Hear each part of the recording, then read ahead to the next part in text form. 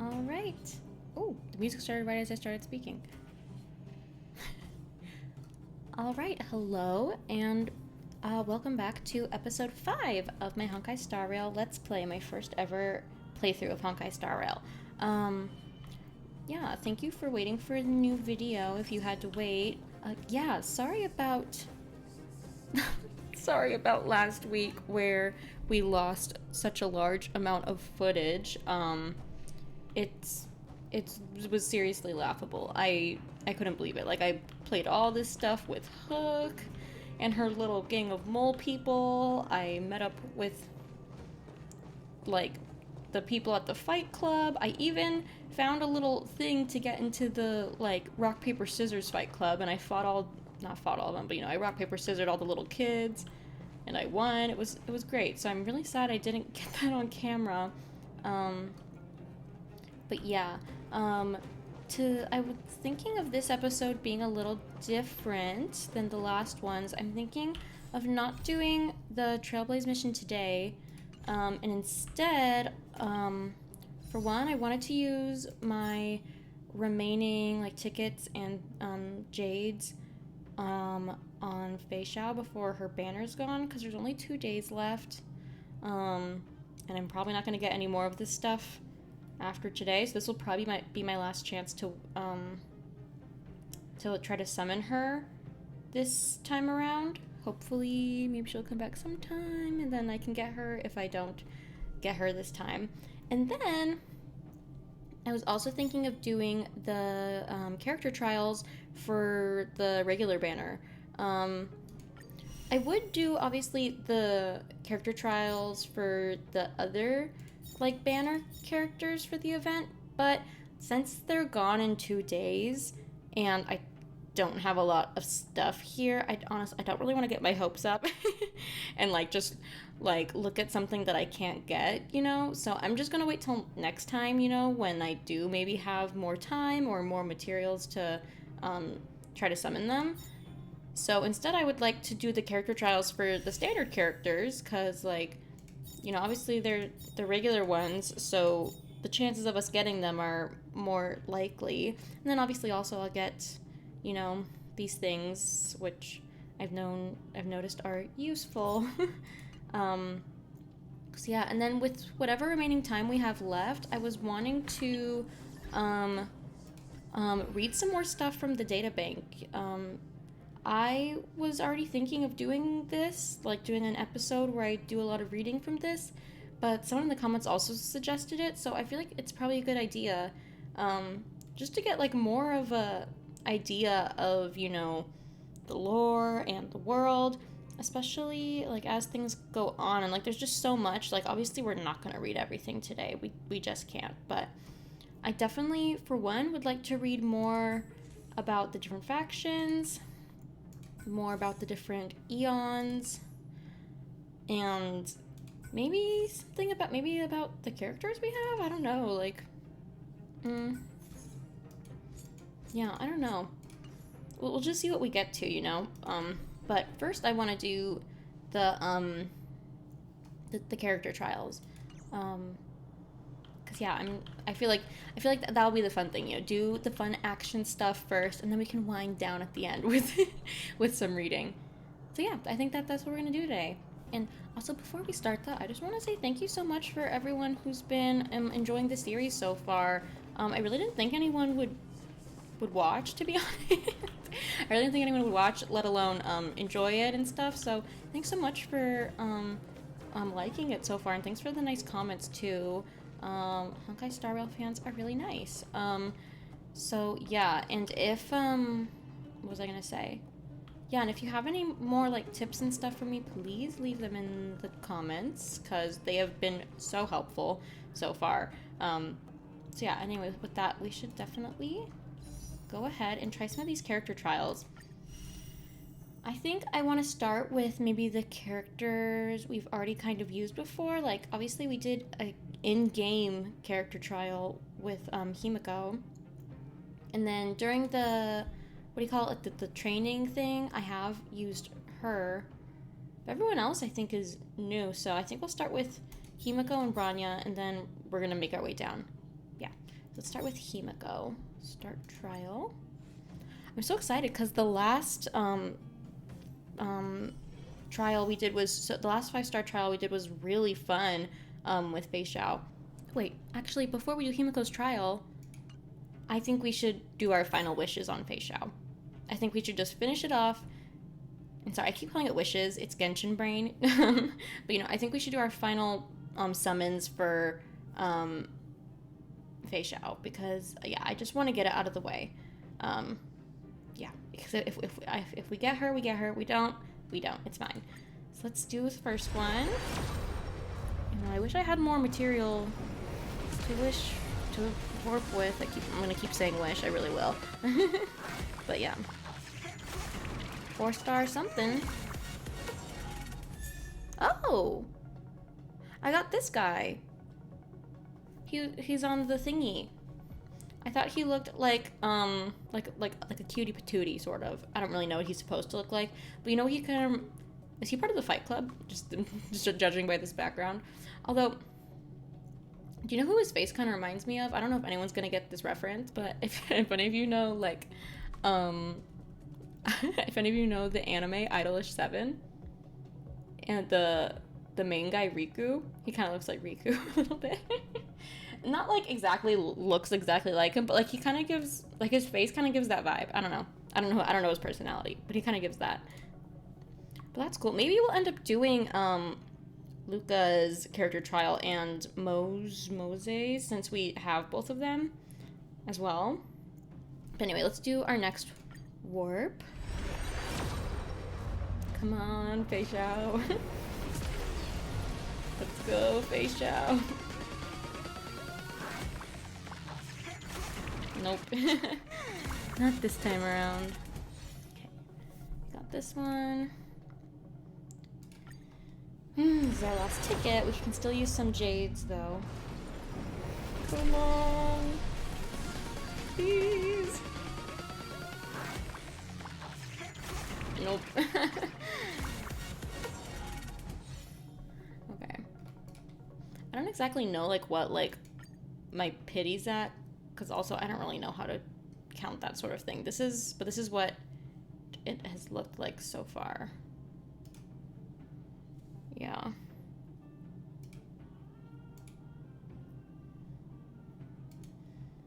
So who knows what we're in for. Okay. So now we can try using this, and then I think we get one more after this, I believe. Oh my god, I hope. This might be our last one.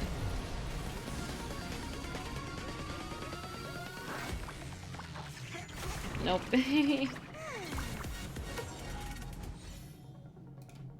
Okay, this is our last one. If we don't get it this time, you know, we don't get it this time, we'll see her next time she comes around. Let's hope. Come on.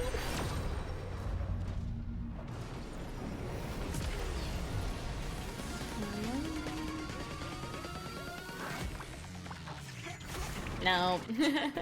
Well, it was worth a shot. I'm sure we're gonna get some, you know, many more great characters along the way, and hopefully we'll get her someday. Yeah, that's it for Fei Xiao. So, yeah, I think let's start with the character trials now. Yeah, it's a bit of a shame because playing Fei Xiao was so fun, but we'll just have to wait for next time. Unfortunately. Alright, so for Himeko, after breaking an enemy's weakness, this character can deliver a follow-up attack, against all enemies. This character's technique can increase fire damage received by enemies.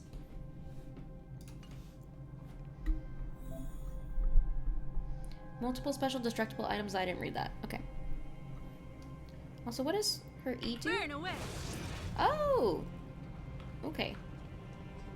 Oh, I switched to walking mode. Oh my god. Can I do... Burn away. I don't know what I'm doing.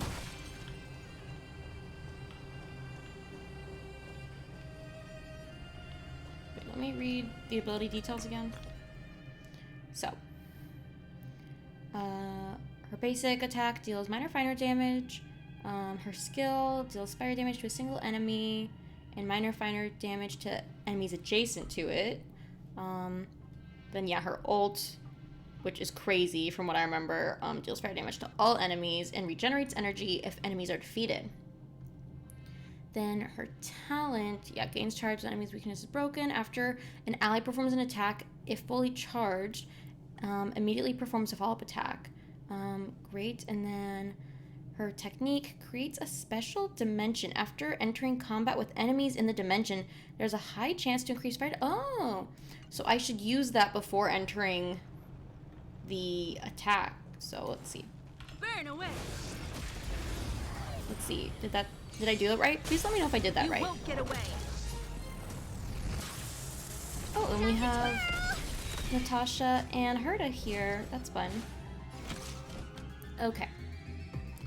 So let's see here. I think I want to go with this, that I can maybe get break damage on both of these. Also, now I'm seeing that, like, You won't get definitely away. the trial area looked different in Fei Xiao's trial than in this one. So they must have different ones depending on the character, perhaps? Ooh, if her ult's ready, let's do that ult. Perhaps you still don't understand. Humanity never conceals its Yeah, desire this was to control crazy. the others. And I'm no exception. Yeah, that's insane damage. What level do they have these characters at, by the way? I'm curious. Let me check that. Okay, so she's level 80. 80. Is 80 the max level in the game right now? I have no idea. I must assume so.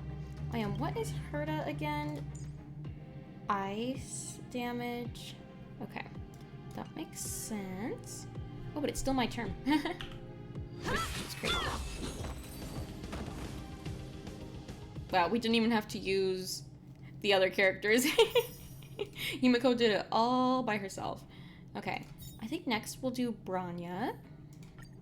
Ooh, I didn't even realize she was wind, or like if I did, I forgot. Okay. Allows a single ally to immediately take action and increase their damage. Increases attack and crit damage of all allies. Okay. So she supports others, and then dispels a debuff from a single ally. Ooh. That's nice. Yeah, let's read more about her ability details. Yeah, deals minor wind damage to a single enemy. Then her skill dispels a debuff from an ally and increases the damage they deal. Ooh, and gets them to take immediate action. And then her ult, ooh, it increases the attack and crit for all allies. Okay, so she's like a major support character, it looks like. Like, you definitely want a Bronya if you're looking for that support. After this character uses basic attack, their next action will be advanced for, okay. And then for technique, after this character uses this technique, increases all allies' attack at the start of the next battle. Oh, that's very nice. And then we're with Dan Heng and Natasha. Yeah, wow. I love her outfit. It's so pretty. Like, this dress is just gorgeous. Then with like the little like fur there. Oh. Ooh. I see. She doesn't have any time to let her guard down, I see. Okay, so we're gonna use her E as we enter the battle. Show your courage. Did that work? Please tell me if that worked. I don't really know how it works. Oh, okay. Move carefully. Okay, Dan Heng's gonna start us off.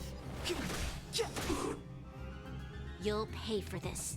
And I think I should put support on Dan Heng, because he's like gonna be probably our main DPS, I'm guessing. He's gonna be our hard hitter. Let's use his E. And yeah, look at that, when she did that, now he's up next to go. Ooh, how nice. Alright, and then should we just try to break more? Yeah, let's try to add more breaks. Hey! Close off, Buster. Ooh, okay, I get a chance to go. Let's do our E.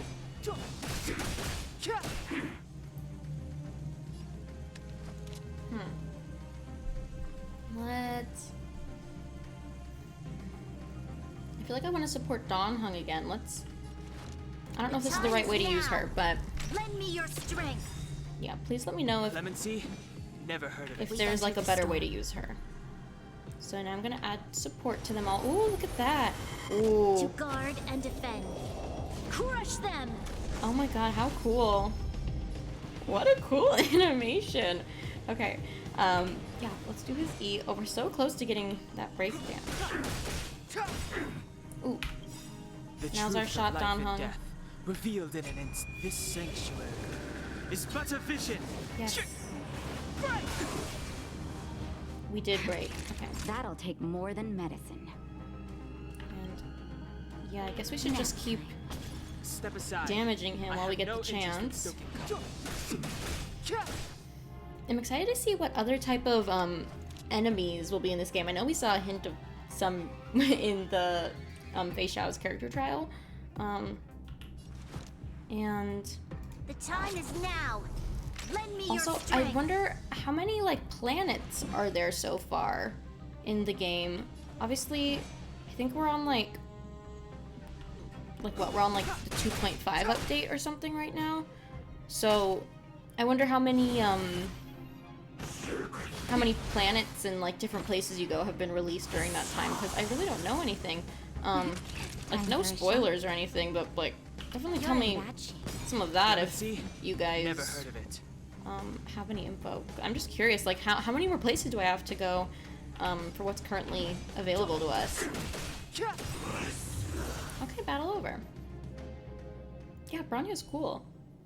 Yeah, I can definitely see her being helpful. I don't think I fully know how to use her, to be honest, but I can definitely see her being very helpful, especially when defeating like big bosses and things like that. Okay, now let's try Welt, who is on the Astral Express with us. Who's that? Who's that? Who's this? Who's that? Interesting. Seems like Welt has a lot more going on than I know about. Who are all these people? Okay. So, Welt causes all enemies to have their action delayed and become inflicted with slow. That's nice. He deals extra damage to enemies inflicted with slow, and increases damage received by all enemies. So, like, is he kind of built like a tank a bit? Like, does he take a lot of damage, give a lot of damage, sort of thing? Let's see. What is this technique? Creates a special dimension. Enemies in this dimension have their movement speed reduced. Okay. So I should definitely use that going into battle. Deals minor imaginary damage. Deals minor imaginary damage to a single enemy. This enemy can bounce.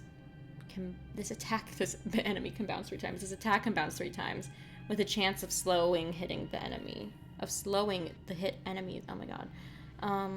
And synthetic black holes deals imaginary damage to all enemies with a high chance of imprisoning them. Ooh. When hitting a slowed enemy. Okay.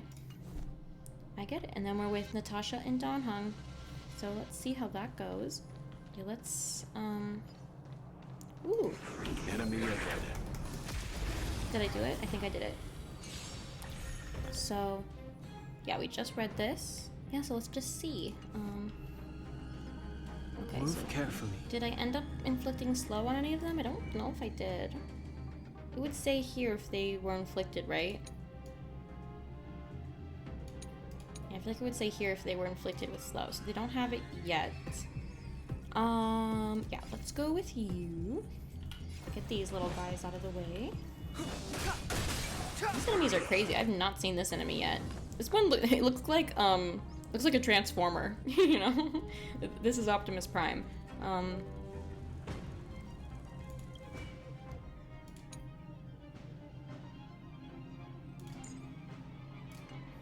Yeah, let's do the E.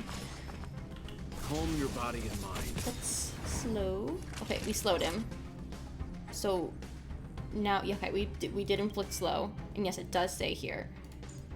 Okay. Oh, and this one's imprisoned. So would now be a good time to do his ult? You know nothing of the weight behind this power. Yeah, let's try Witness that. the stars Ooh. shatter before you. Ooh. Survive or be destroyed. Whoa. There is no other choice. Oh. That was shocking. We just took him right down like that. Okay. Very good. You're in bad shape. Hmm. Hey, pause off. Pause A. Clemency? Never heard of it. Let's just do your ult. I mean, might as well. The truth of life and death, revealed in an instant. This sanctuary is but a vision. A vision. Awake.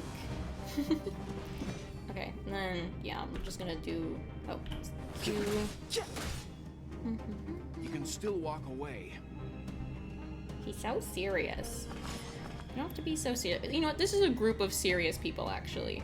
I won't go easy on you. Ooh. Took him down. Okay. I don't know what to do with her. I'm just gonna do this. Like, when they don't need to be healed, I don't really know what to do with Natasha, to be honest. Yeah, let's just do another one of The these. time is now. Leave the rest to me. Let's try this, I think. Calm your body and mind. Ooh. That'll take That was savor the good. vigor of life. Step aside. I have no interest in stoking conflict. You can still walk away. Should I do his... Yeah, let's do his E. I won't go easy on you. Ooh. But he's recovered from that. You know nothing of the weight behind He this has power. 2 slows on him, so maybe this will be really Witness the stars shatter before you. Survive or be destroyed. good. Wow. There is no other choice. Ooh, we were so close to getting him. Nap time. Clemency? Never heard of it. Just take him down, Don Hong. Yes, battle over. Okay, so Welt's pretty neat, too. Yeah, like, I feel like we don't have a character like Welt on our team yet, really. Or, well, yeah, because I think we have some Nihility characters, but I don't know if we have any, like, that we've used on our team so far. Okay. Let's go with, Gepard next. Yeah. We fought him before, so now let's see what it's like to fight as Gepard. Alright, so, okay, so yeah, he's preservation, so that's like similar, that's the same type of path that, March has. So, provides a shield to all allies, can apply frozen to enemies, and receiving a killing blow for the first time in a battle will not result in being downed. Okay, that's interesting. So, instead of him falling, he won't? I'm curious to see what happens instead of him falling.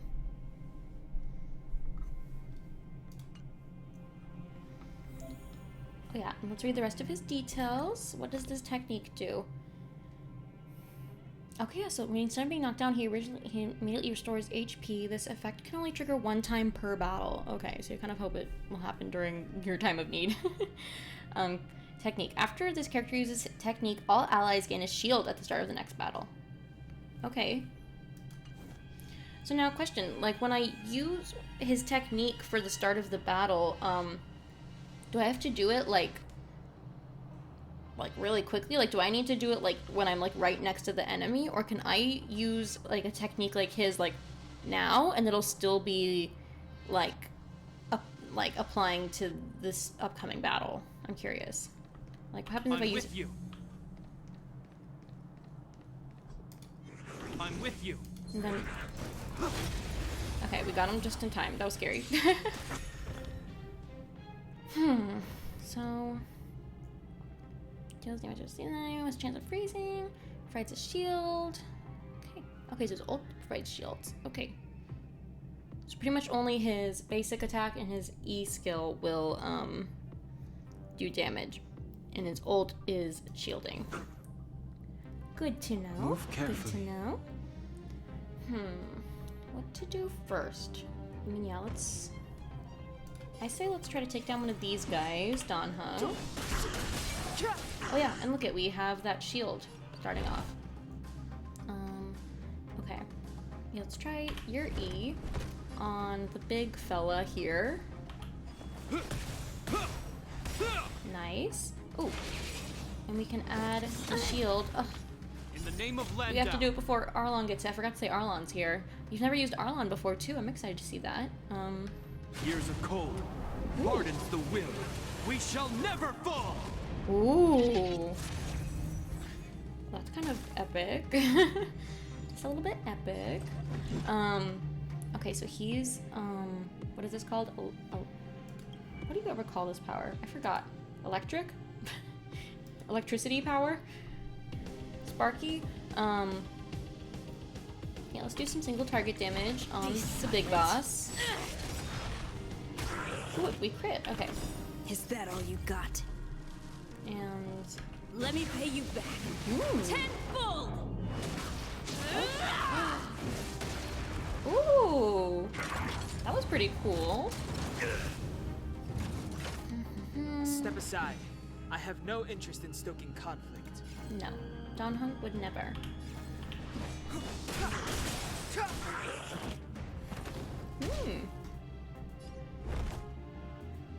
So let's try some of this. The die is cast. Haven't learned your lesson. And some of this, perhaps? As you wish.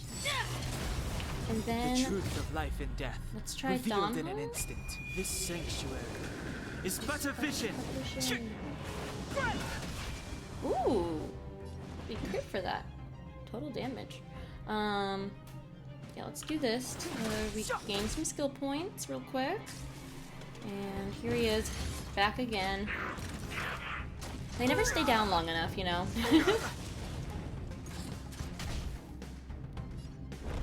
I almost want to see Gepard fall in battle just to see, like, how he regains, like, his health or whatever.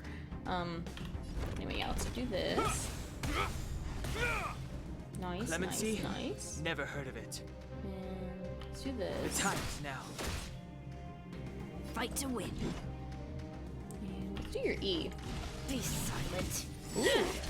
Arlon's a little angry. He's got a little bit of anger to him. We haven't done his mission I yet. hope you're prepared. Maybe we'll learn more about him when we go and do that. I'd love to do that soon. I wish I had more time in the day so I could do all this stuff, like, quicker. It's kind of annoying having to, like, wait to do all of it. Years of cold hardens the will. We shall never fall. Ooh. I really love it. I love how it's like a big ice wall, like, protecting them. Like, that's a pretty cool, like, visual for that. Okay. As you wish. Yay! We got him. Okay, that was really cool. I don't know who I like the most, like, out of all of them so far for how they play. I feel like if I were to, like, want any of them right now, I feel like I'd probably want Himeko. I mean, we already liked Himeko from the start, right? But I definitely really... I just really like playing with her. I think she's really fun. But everyone else is just really cool, too. I thought Bronya's ult animation was really unique, and I just love her design. She's gorgeous. Okay, and now this is Clara, who we have not met in the game yet. Everyone else so far we've met on this thing. But I wonder if by the way that she's dressed, like, or in, like, the environment here, like the snowy environment, I wonder if she's from Eurilo 6 as well. So I wonder if we'll meet her at some point doing our Eurilo 6 mission. And then we'll just have these two left. Which these two characters, they don't look like they're from Eurilo 6. So I guess we'll meet them in the future. But I feel like she looks like someone who'd be here. I don't know where here, but she looks like she'd be here. Yeah, okay, so she's a physical destruction character. Let's see. So, she can counter enemy attacks. Oh, so does that mean, like, by counter, does that mean, like, when an enemy tries to attack, she could, like, intercept that and then, like, bring it back? Or does that mean like if an enemy attacks, she responds and like attacks after again? I'm not sure. And then she deals extra damage to enemies that have attacked this character. Okay. So if someone's attacked her, she comes back even stronger. And then can increase damage received by this character. I don't really understand what that means. Let's see. Someone give this girl some shoes. It's freezing here. But she's really cool looking. Why does she have like such a little sad face? Oh. Why does she have like a little baby sad face? What's her little frowny face? But she's really cool looking. And then... Ah! That scared the crap out of me. I know I saw him on the thing, but I didn't expect him to just... I didn't expect him to just come out of midair like that. What the heck? She called him Mr. Something? I don't know what it is. She's cool. I like how she has like this sweater like layered over this dress thing, and then her red coat on the outside. I like this little pom-pom. But someone get this girl some shoes. Does she not have to walk because she has that robot man to carry her? But she's neat. Whoa! That's crazy. Take caution. That's crazy. I'm so curious to see how she fights. Okay, let's read her abilities because I just have to see. Her basic attack is called I Want to Help. Deals minor physical damage to a single enemy. Svarog watches over you. Deals physical damage to all enemies. Additionally, deals physical damage to targets with marks of counter. How do I get that? Her ult reduces damage received, increases chance to be attacked by enemies, and enhances counters. Okay, so it would reduce the amount of damage she receives, right? And it increases enemies' chances to attack her, but that's okay because she counters back. Is that what I'm getting here? Family. And then her talent, damage received from enemy attacks is reduced. Enemies who attack Clara will be marked with... Okay, so so they get that mark of counter by attacking her. Gotcha. Enemies who attack Clara can be marked with a mark of counter and met with Svarog's counter, dealing physical damage. And then her technique attacks the enemy.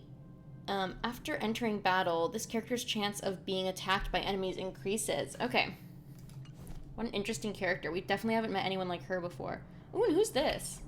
I can't see, but Tingyun? Guess we'll see what she's about. Cool. Okay. I'm on walking mode. No, get me off walking mode. Yeah.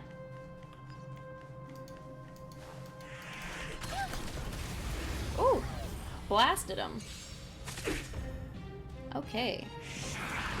Back with our Void Ranger friends. So they're all gonna go for... Ooh, okay. Who is this? Oh my god, cute! Look at the little ears. The little blinks. Blink, blink, blink. Tingyun is the electricity character, and she deals lightning damage, grants allies. Ooh, so she will buff allies? And then regenerates energy for an ally. Okay, so she's definitely a support character. Then we got March. Okay. So she supports people. Let's support Clara then. We have like the whole range of heights here. Like, although I guess this isn't the full range because Hook was tinier than this, but you know, I like this descending height range here. Evil must be gone. Evil must be gone. Cute. Okay. Ooh. 1,000 wonders to raise your spirits. Cute. Oh my god, I love it. Good omens. Fight us one. Ooh, that was fun. Ooh, Clara's Clara's ult is ready. What was her ult again? It was,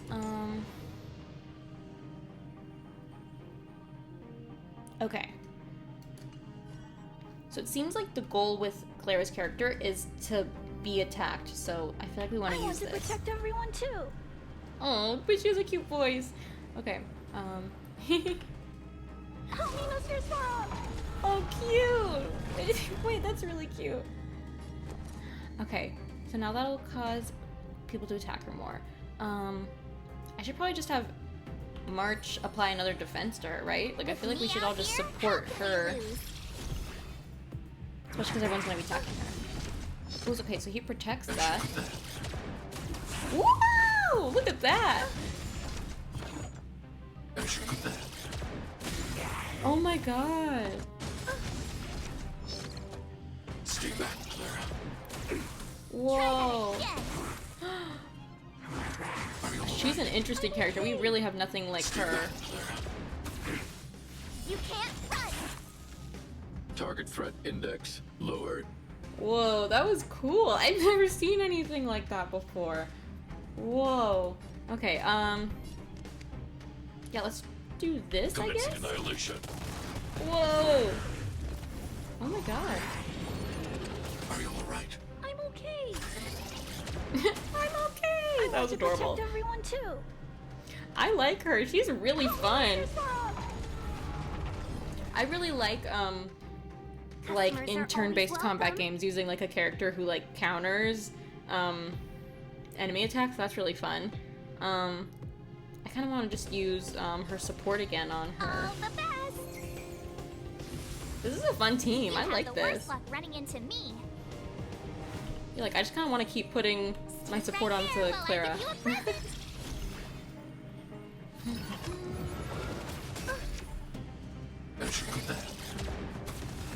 Wow, that was really cool. Now that was probably the most fun so far. Now I think out of all of these so far, if I were to want one, I'd probably want Clara the most. Okay, so now on to our next one, Yanqing. If someone can help me with the pronunciation of that, that would be great. Yanqing.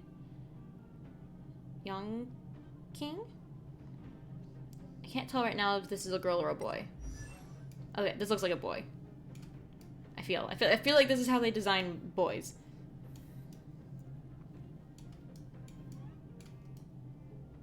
Ooh, cool though. Okay. Yeah, let's do this character. So, while this character is unharmed, they'll grant continual increase of this character's crit rate and crit damage. After the skill is used, all attacks from this character have a chance of triggering a follow-up attack. Okay. So it sounds like you want to protect this character. Cute! Look at your little eyeballs. Oh, with a sweetie little smile. What's this? Is this like a little flute or something? Are you a musician? A bright edge that can cut jade. Yeah. And the stars shift within it. A fine sword indeed. He looks like maybe he'd be like a nobleman or something. Cause like, I don't know, he's like dressed in like this beautiful outfit and he plays instruments.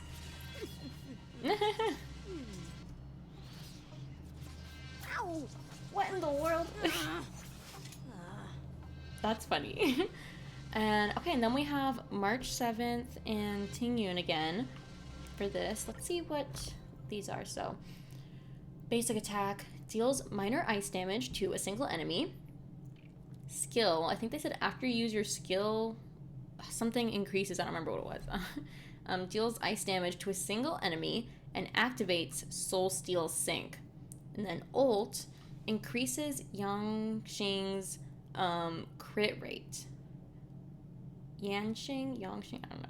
Increases their crit rate and enhances Soul Steel Sync. And deals massive ice damage to a single enemy. Then talent during Soul Steel Sync reduces the chance of this character being attacked. Ooh, and increases their crit rate and crit damage. After attacking an enemy, there is a chance of launching a follow-up attack, dealing ice damage, and a chance to freeze the target. Soul Steel Sync will be removed after this character receives damage. And then the technique, after this character uses the technique at the start of the next battle, increases the damage dealt by this character to enemy targets whose percentage is 50% or higher. Okay, so this is... You definitely want to use this before you start then. Yeah. Ooh. Look at that. Cool. Shift the balance. Okay, we got him. Do, do, do, do. Well, we're in trouble now. Okay, so I think I did apply that, right? Just double checking. Yes. Increases damage dealt to enemies. 2 turns remaining. Okay. Great, so I think I want her to support our little buddy over here. Begun. I like her little jingle bell. So I think what I want to do the E, right? Blade in flight. My turn. Ooh. And Practice this, is over. and I know that the ult increases the effects of that. What is it called? The something sync. So. Swords descend. Ooh. Wow. Oh, that was fun. And then, should we put defense on him? I can't tell. I feel like we should put defense on him because his attack is better when he's not damaged. So I'm assuming, Stay right there while I give you a present. right? Ow. Try Yeah, that I again. feel like that was for the best, right? And then I can't really do anything, so we'll just single target damage. Yeah. Okay, broke the break there. A one-time enemy. Should we do your E or your Q? Let me double check. So deals ice damage equal to 90% of his attack. Deals. Ooh, okay, no, yeah, we definitely want to do the E. We definitely want to do the E. Strike with heart. Wow, You have the that worst was luck good. running into me. Look at that. Okay. And then he's probably gonna. Chill out. We want to apply this to him, right? I think so. Good omens. Fight us one. Cute. Okay, so his damage is super boosted right now. Go away. Hey, leave us alone. You can't run. Yeah. And you know, let's Gotta just try have. hard sometimes. Yeah, March. Let's just Check use your out ult this real quick. awesome move. I love March. I love March. Okay. So I feel like now we'd want to use the E. Blade in flight. Ooh, and Practice is this over. to boost it, right? Swords descend. Cute. The little giggles. Stop. Just stop it right now. Watch March is this. gonna finish this off? Nope. Okay. Seize the moment. Could you finish this off? Oh no. Time for some sword play. Okay, you're gonna finish us off then. Strike with heart. Wow. Ooh. Bring a gun to a knife fight? What is that? Achievement. We'll have to see that. Okay, so that was really fun. He was really fun. Like, I know that at least like in Genshin, like people like kind of dunk on like the like standard banner characters and stuff, but like they've been really fun so far. Like I never get dunking on those characters. I feel like, quite frankly, in all of these games, like any character can be of use in some way. Like the way that you build them or whatever team they're on, like if you like a character and want to put them to use, you can do it if you just do it right. Okay, so we just have one character left of the standard banner, who is Bailu. Which, is Bailu a fish, a dragon? I have no idea. Who is the electricity and abundance. What's abundance again? heals. Okay, so Bennett is a healer. That's what I thought. I actually didn't think so. Oh my god. Why are you so little? Oh my god. Stop it right now. Just stop it right now. Okay. So, immediately heals allies who have been dealt a killing blow, and provides a healing mark that immediately restores HP when allies take damage. Okay. Literally stop it right now. What is... I feel like the chibi characters in Honkai Star Rail are so cute. Like, oh look, there's Hook. Yeah, but speaking of chibi characters we've met. But why does she kind of look like she'd be a little angry? Ah. Don't chase your tail. Do not chase your tail right now. Oh my god. She kind of looks like she's determined. Look at those eyebrows, like, right? That's cute. I'm excited when we meet these characters. Look at this, like, what is this, like a jade tail bracelet? Ooh. You're full of all sort of mischief, aren't you? So then we have Hook and Dawn Hung with her as well. Let's read these. So, basic attack deals minor lightning damage to a single enemy. Then the skill restores HP for a single ally. Then it heals random allies. Okay, cool. So it will completely restore HP is what I'm guessing? Like, what I'm hearing? Like, it won't just restore a percentage of your HP. It'll put that bar all the way back up. And then, Felicitous Thunderleap.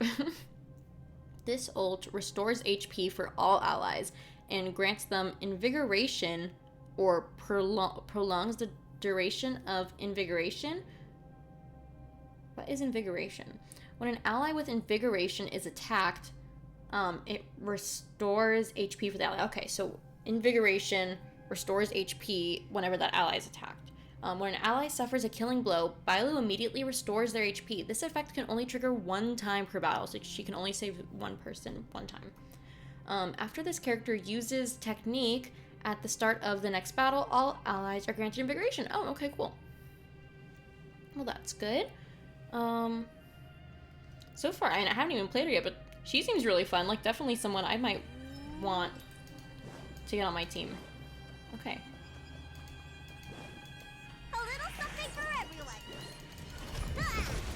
Okay, we got it just in time. I'm always scared I'm not gonna get it. I think I didn't get it one time. Oh, and it's gonna be our first time playing as Hook as well. Hey! Oh, are they gonna try to take Hook down so that she can use her thing? Okay. Even though I just read it, I totally forgot what all of that said. What is this again?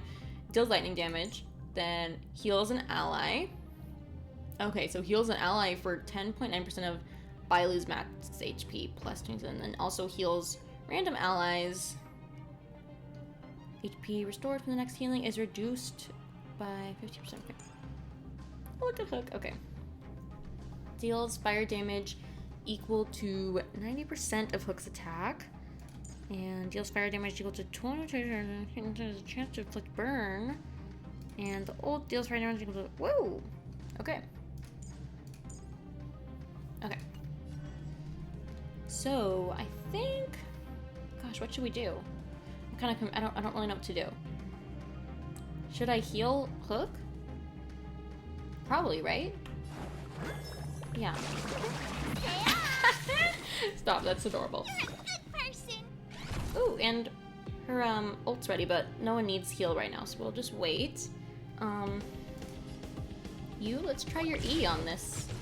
Ooh, look at that big claw, that's so fun. So that's why you're part of the mole people or whatever you're called. Ooh. Was that her little friends and a little drawing in there? That was so cute. Okay. Yeah.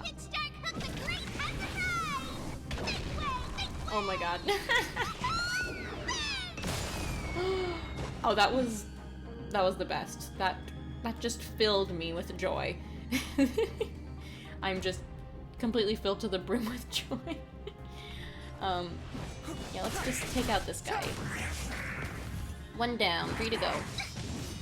80. let's go for you.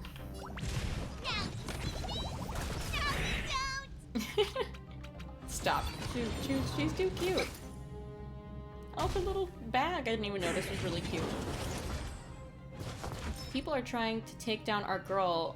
We can't let that happen. Let's just go with this. And then... Time to show you. yeah, we're gonna heal. A big heal. What's Woo! in your prescription? Don't worry about me. Whoa! Step aside. Is I she a have doctor no or interest in something? stoking conflict. That's really fun. Okay. Let's try that on you. The truth of life and death, revealed in an instant. I'm gonna use this on this guy. This sanctuary is but a vision. Down he goes. Ooh. Yeah, literally don't hit us. Hey. Oh, but look how it re went up because of our invigoration, right? Interesting. I love that. What do you call it small? It's too late to repent. She's literally hilarious.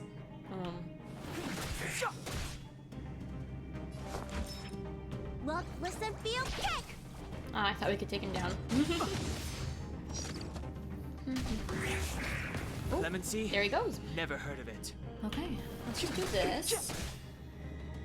Form line, feelings! She cracks me up. Ooh. Why would she say that? Okay, and then Too let's late to repent. do your ult. Start comes a great time to ride! Make way! She needs to stop right now. Okay, that was fun. That was Danhung and the Chibis. But wow. Okay, so that was all of the standard banner trials. That was really fun. Honestly, it didn't even take me that long, I don't feel. Yeah, like it only probably took me like 30 minutes or so. 30, 40 minutes. But wow, okay. My thoughts? I think the 5 stars in this game are really fun. Even these standard ones, and I feel like my favorites, you know, I think decisively the most fun I had was probably with Clara. I probably had the most fun with Clara. I was a little confused how she worked, but it was fun nonetheless. I think if I were to want any of them, I'd probably want her. Then after that, probably Himeko or Bailu I also really liked. And Yanqing was pretty fun too. Yeah. Okay, so that was the standard banner trials. I love that. So yeah, once I get like 3 more of these tickets, I can do my remaining starter banner warps, which will be fun. And hopefully I'll get one of these guys. I'm hoping for actually one of these people in these corner. This is the corner of people I want. Of course, this is the little triangle of people I want, but I'd be happy to get any of these ones as well. Okay, I am back. So in all honesty, I took a couple days break in between doing the trials, and now I was very busy. But yeah, so it's been a couple days now, and now we can do the stuff with the databank. I know that there has been a new banner since I was on here last. I'm gonna take a quick peek at it, but we're not gonna like do the trials or anything today because I do just want to get to the databank. So we'll do the trials for the new banner next time. But let's just take a look. Lingsha. She's really cool. Look, whoa, her leg is like red? That's really interesting. Are both of her legs red? That's really cool. Oh, and her arms. I didn't even notice her. But wow, that's interesting. I wonder, like, is she human or is she not human? But look at her just lounging here with her little cloud things. What are these? These look like Eevees, like Pokemon Eevee. And who else is on the banner? So the 4 stars are these ones.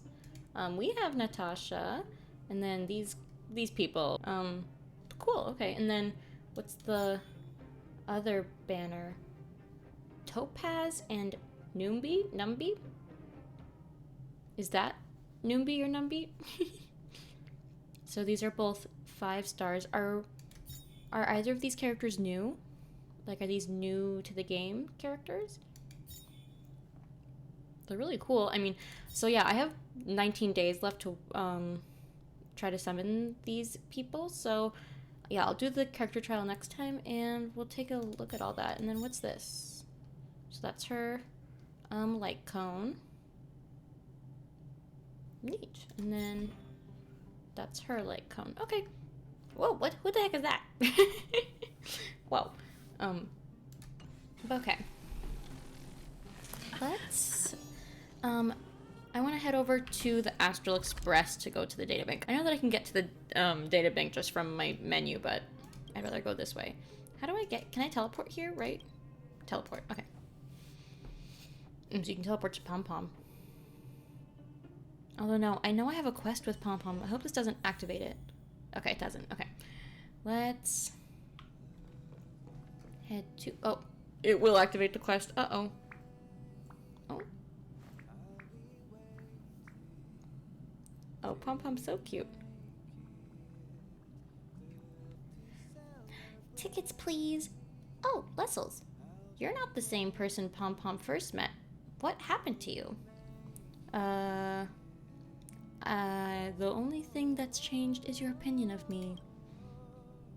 A conductor's eyes never lie. Lessels, you are not the same person that you were. The same thing happened to March 7th. When she first went out trailblazing. How can Pom Pom put this? It feels like you're more mature? More stable? More reliable. Pom Pom is sure of it.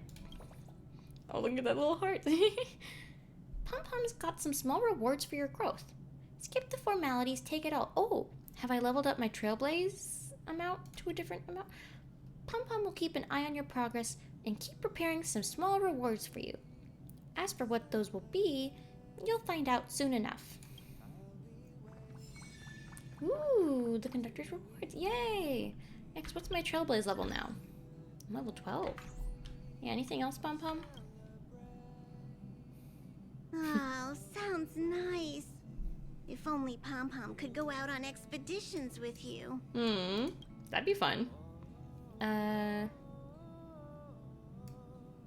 About March 7th. I want to hear about March 7th. Out of all the passengers on the express, March 7th causes the most headaches for me. She always wants to tie my ears into bows. Oh, March, you can't just do that to people's ears. I would try to do the same thing, though.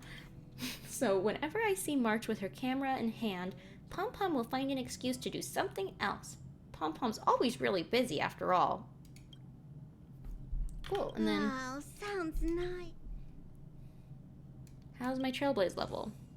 Oop. Oh, I have a lot to collect. Look at that. Ooh.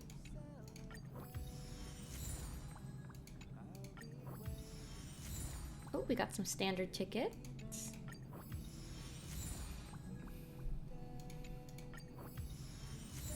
Ooh. What are these ones again?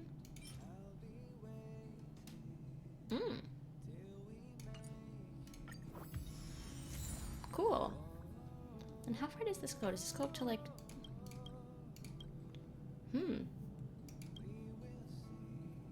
So after 17 I have to unlock that stuff. Okay. Well, that's nice. Look at all that stuff I got. Yeah. Let us head to the archives and to see the data bank. And we can read some more and learn more about it.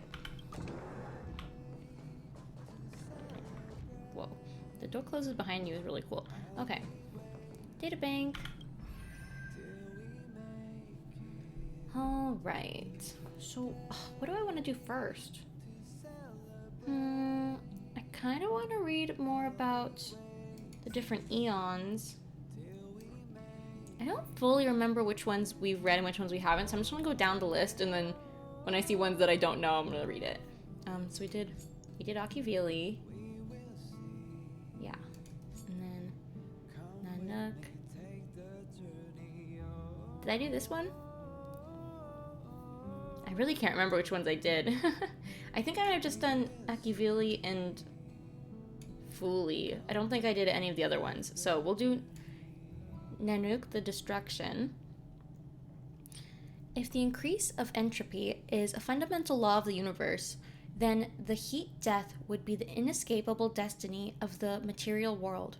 So, why is it that we bother to struggle to survive? Expansion, fusion, and then annihilation. If we wish to welcome the new, then we must first embrace the end.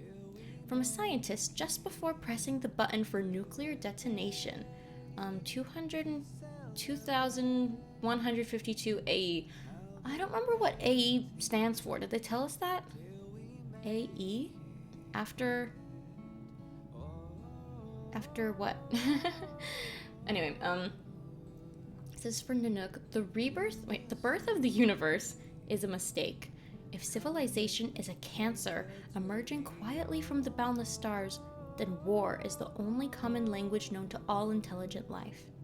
To correct this mistake and to clean up this tainted universe, Nanook became the avatar of entropy. So this god is kind of scary.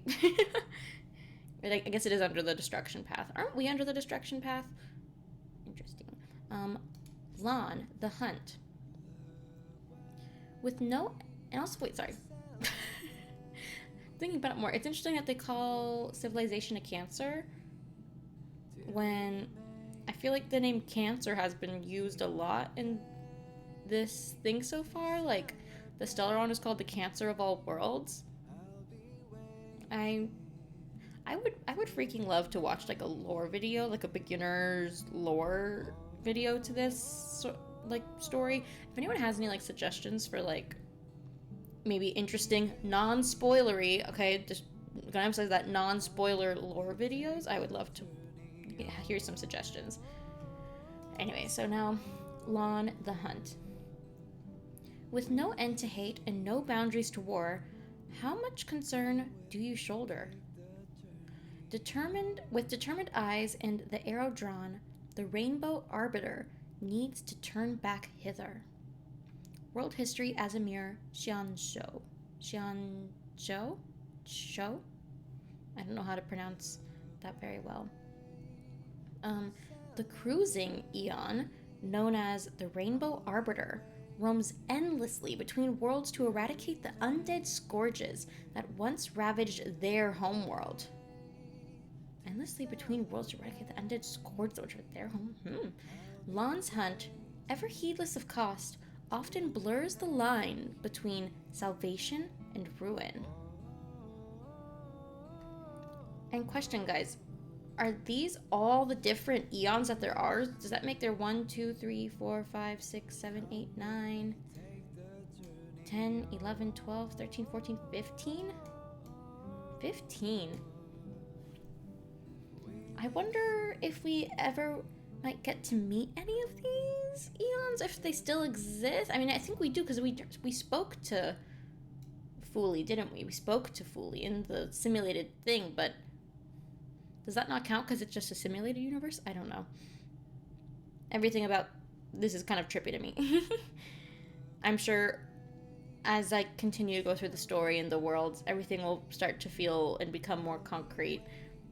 I'm sure I might even get more information once I do Herda's quest, where I continue more in the simulated universe thing.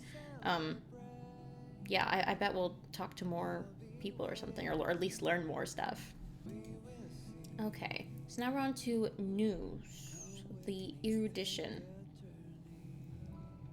If the truth of the universe is cruel and stale, would you still yearn for the answer to the ultimate question? Knowledge seekers know not how to judge, for their core is cold and unwavering, as are the ends of the paths they set out to seek. Interesting. Fables About the Stars by Adrian Spencer Smith. All things bear unanswered questions, and there is an answer to everything. The astral computer, originally meant to provide answers to the universe, ascended to eonhood. Noose hopes to understand the universe and so this Eon is a supercomputer? That's kind of crazy. What?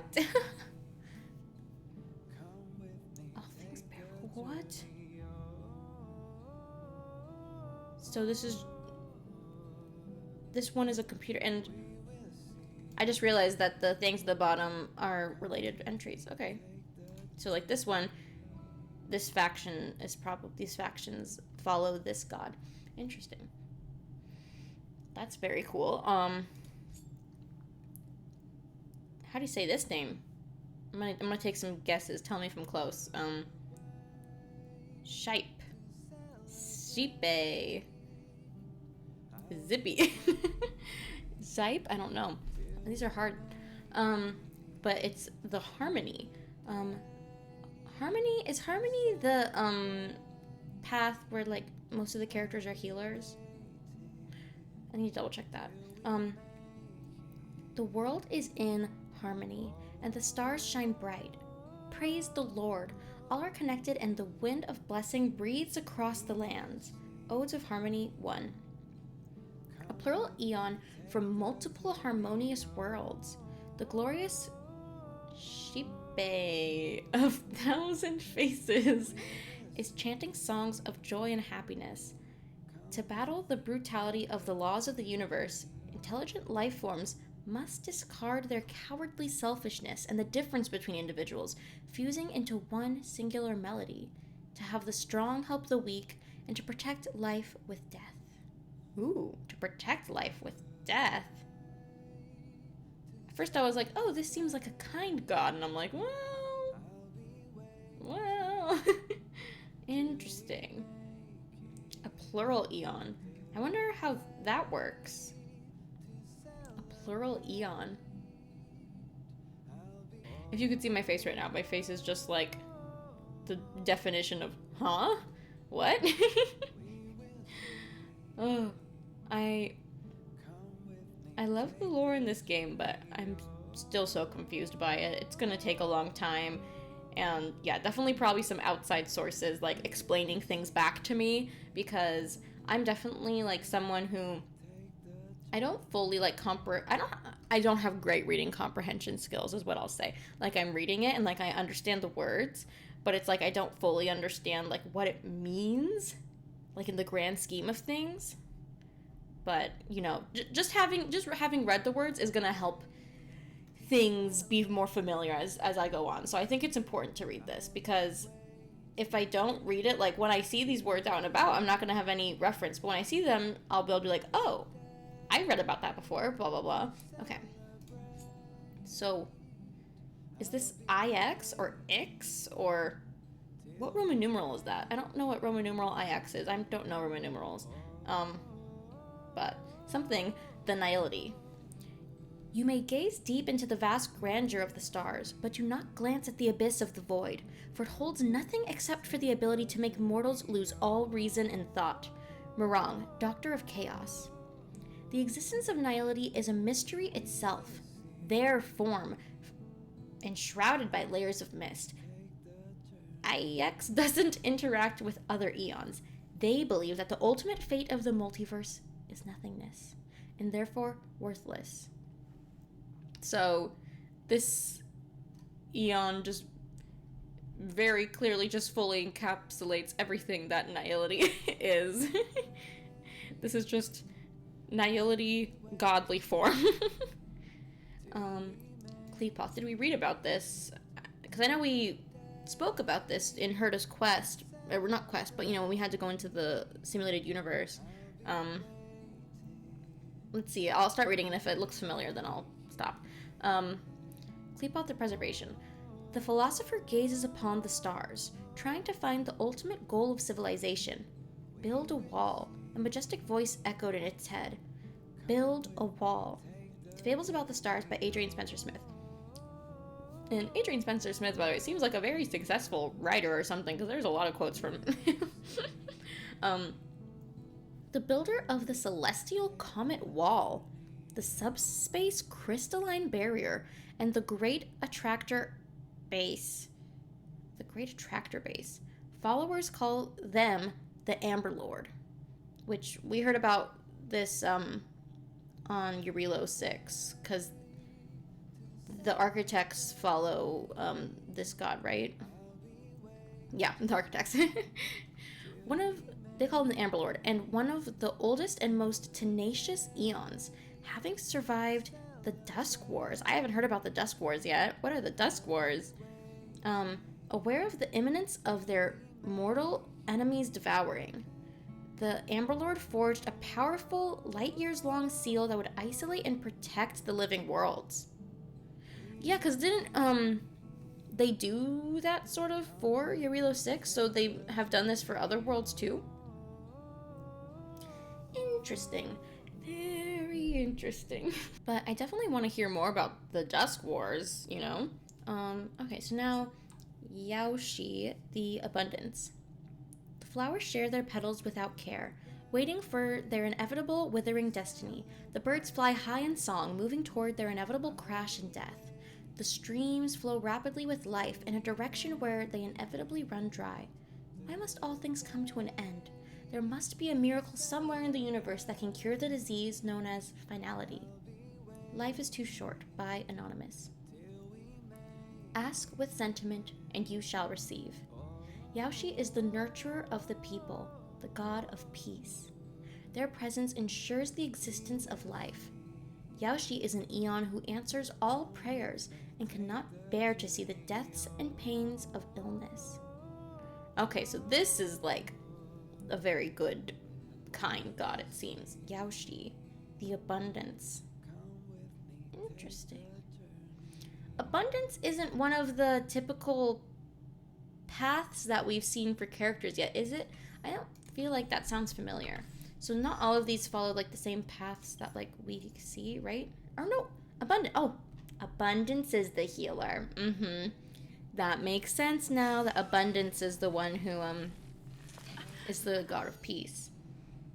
And then what was Harmony? Oh, applies buffs to improve the king's combat. But yeah, it looks like that these, they don't cover all of the things that I saw that I will be seeing in the databank. Like even Veracity, Elation, Remembrance, Beauty, Propagation, none of these are on the path that characters can have, which is interesting. Let's see about Ouroboros. Isn't Ouroboros something in real life? Like, not in real life, but like, isn't that like a mythological thing in real life? Is Ouroboros like the like snake that like eats itself? Tell me. Ouroboros, the Veracity. Insects are to birds as hares are to wolves. The stars are to the black hole as the worlds are to the Veracity. Okay, let me process this. Let me try to figure this out. Insects are to birds. So insects are food for birds as hares are to wolves, and hares are food for wolves. So stars are to the black hole. So stars are food for black holes as worlds are to the Veracity. So worlds are eaten by Veracity. Interesting. Okay. World's History as a Mirror by Jian Cho. The Drinker of Worlds. Ew. Sounds gross though. I don't want to drink a world. You need to liquefy, you blend it or something? That's disgusting. The Drinker of Worlds. The Unsatisfied Devourer. The Black Hole with Thought. They are an eon and a leviathan at the same time. In the eyes of Ouroboros, life is a flickering fragment floating in the sea of void, destined to return to the darkness along with the stars which birthed them. This darkness is within the depths of their mouths. Ugh. So this is a scary eon. Like, I don't want to cross paths with this one at all. Let's go to the next one. Aha, the Elation. The erudition is a hunk of junk. Whoa. Okay. The erudition is a hunk of junk. The preservation is a fool. The hunt has no sense of humor, and the destruction is a lunatic. All the eons are as stubborn as they come. What a shame for Aha. A masked fool who is a self-proclaimed astronomy expert. To savor joy is a privilege unique to sentient. To savor joy is a privilege unique to sentient beings. Neither the dusty rocks nor the distant stars can fathom the humor that life entails. Go seek adversaries worthy of your mettle. Games that while away the hours and outcomes indifferent to victory or defeat. Go seek adversaries worthy of your mettle. Games that while away the hours and outcomes indifferent to victory or defeat. Go chase laughter that leaves you breathless. Twists born of fates, whimsy, and songs that ascend your soul. So this Eon's a little bit silly. Just a bit of a silly goose, it seems. I don't know. I don't know. A bit unserious. Is. And then fully we did read this. Yeah. Yes. Now we're on to Idrila the Beauty. There is beauty in a stretch of fabric, in the lines of a poem, and in a few notes in a song. Welcome to an era where the idea of beauty is absolutely worthless. How vulgar, how hopeless, how sad. Fashion Guide of the Cosmos chief editor, Micheline von Tarantino. Idrila witnessed the ultimate meaning of the world's existence through the ever-changing view of the universe, known to the rest as the concept of beauty. The Eon of Beauty suddenly vanished one day. It was just as mysterious as when they first appeared. Interesting. So no one knows where this god is now. They possibly might not even be around anymore. And I guess this means that the world is in a bad place, I suppose, or the universe is in a bad place. It's really the beauty. This is like a Venus type of god. I don't know. Whoa, that's a mouthful. Tazeranth.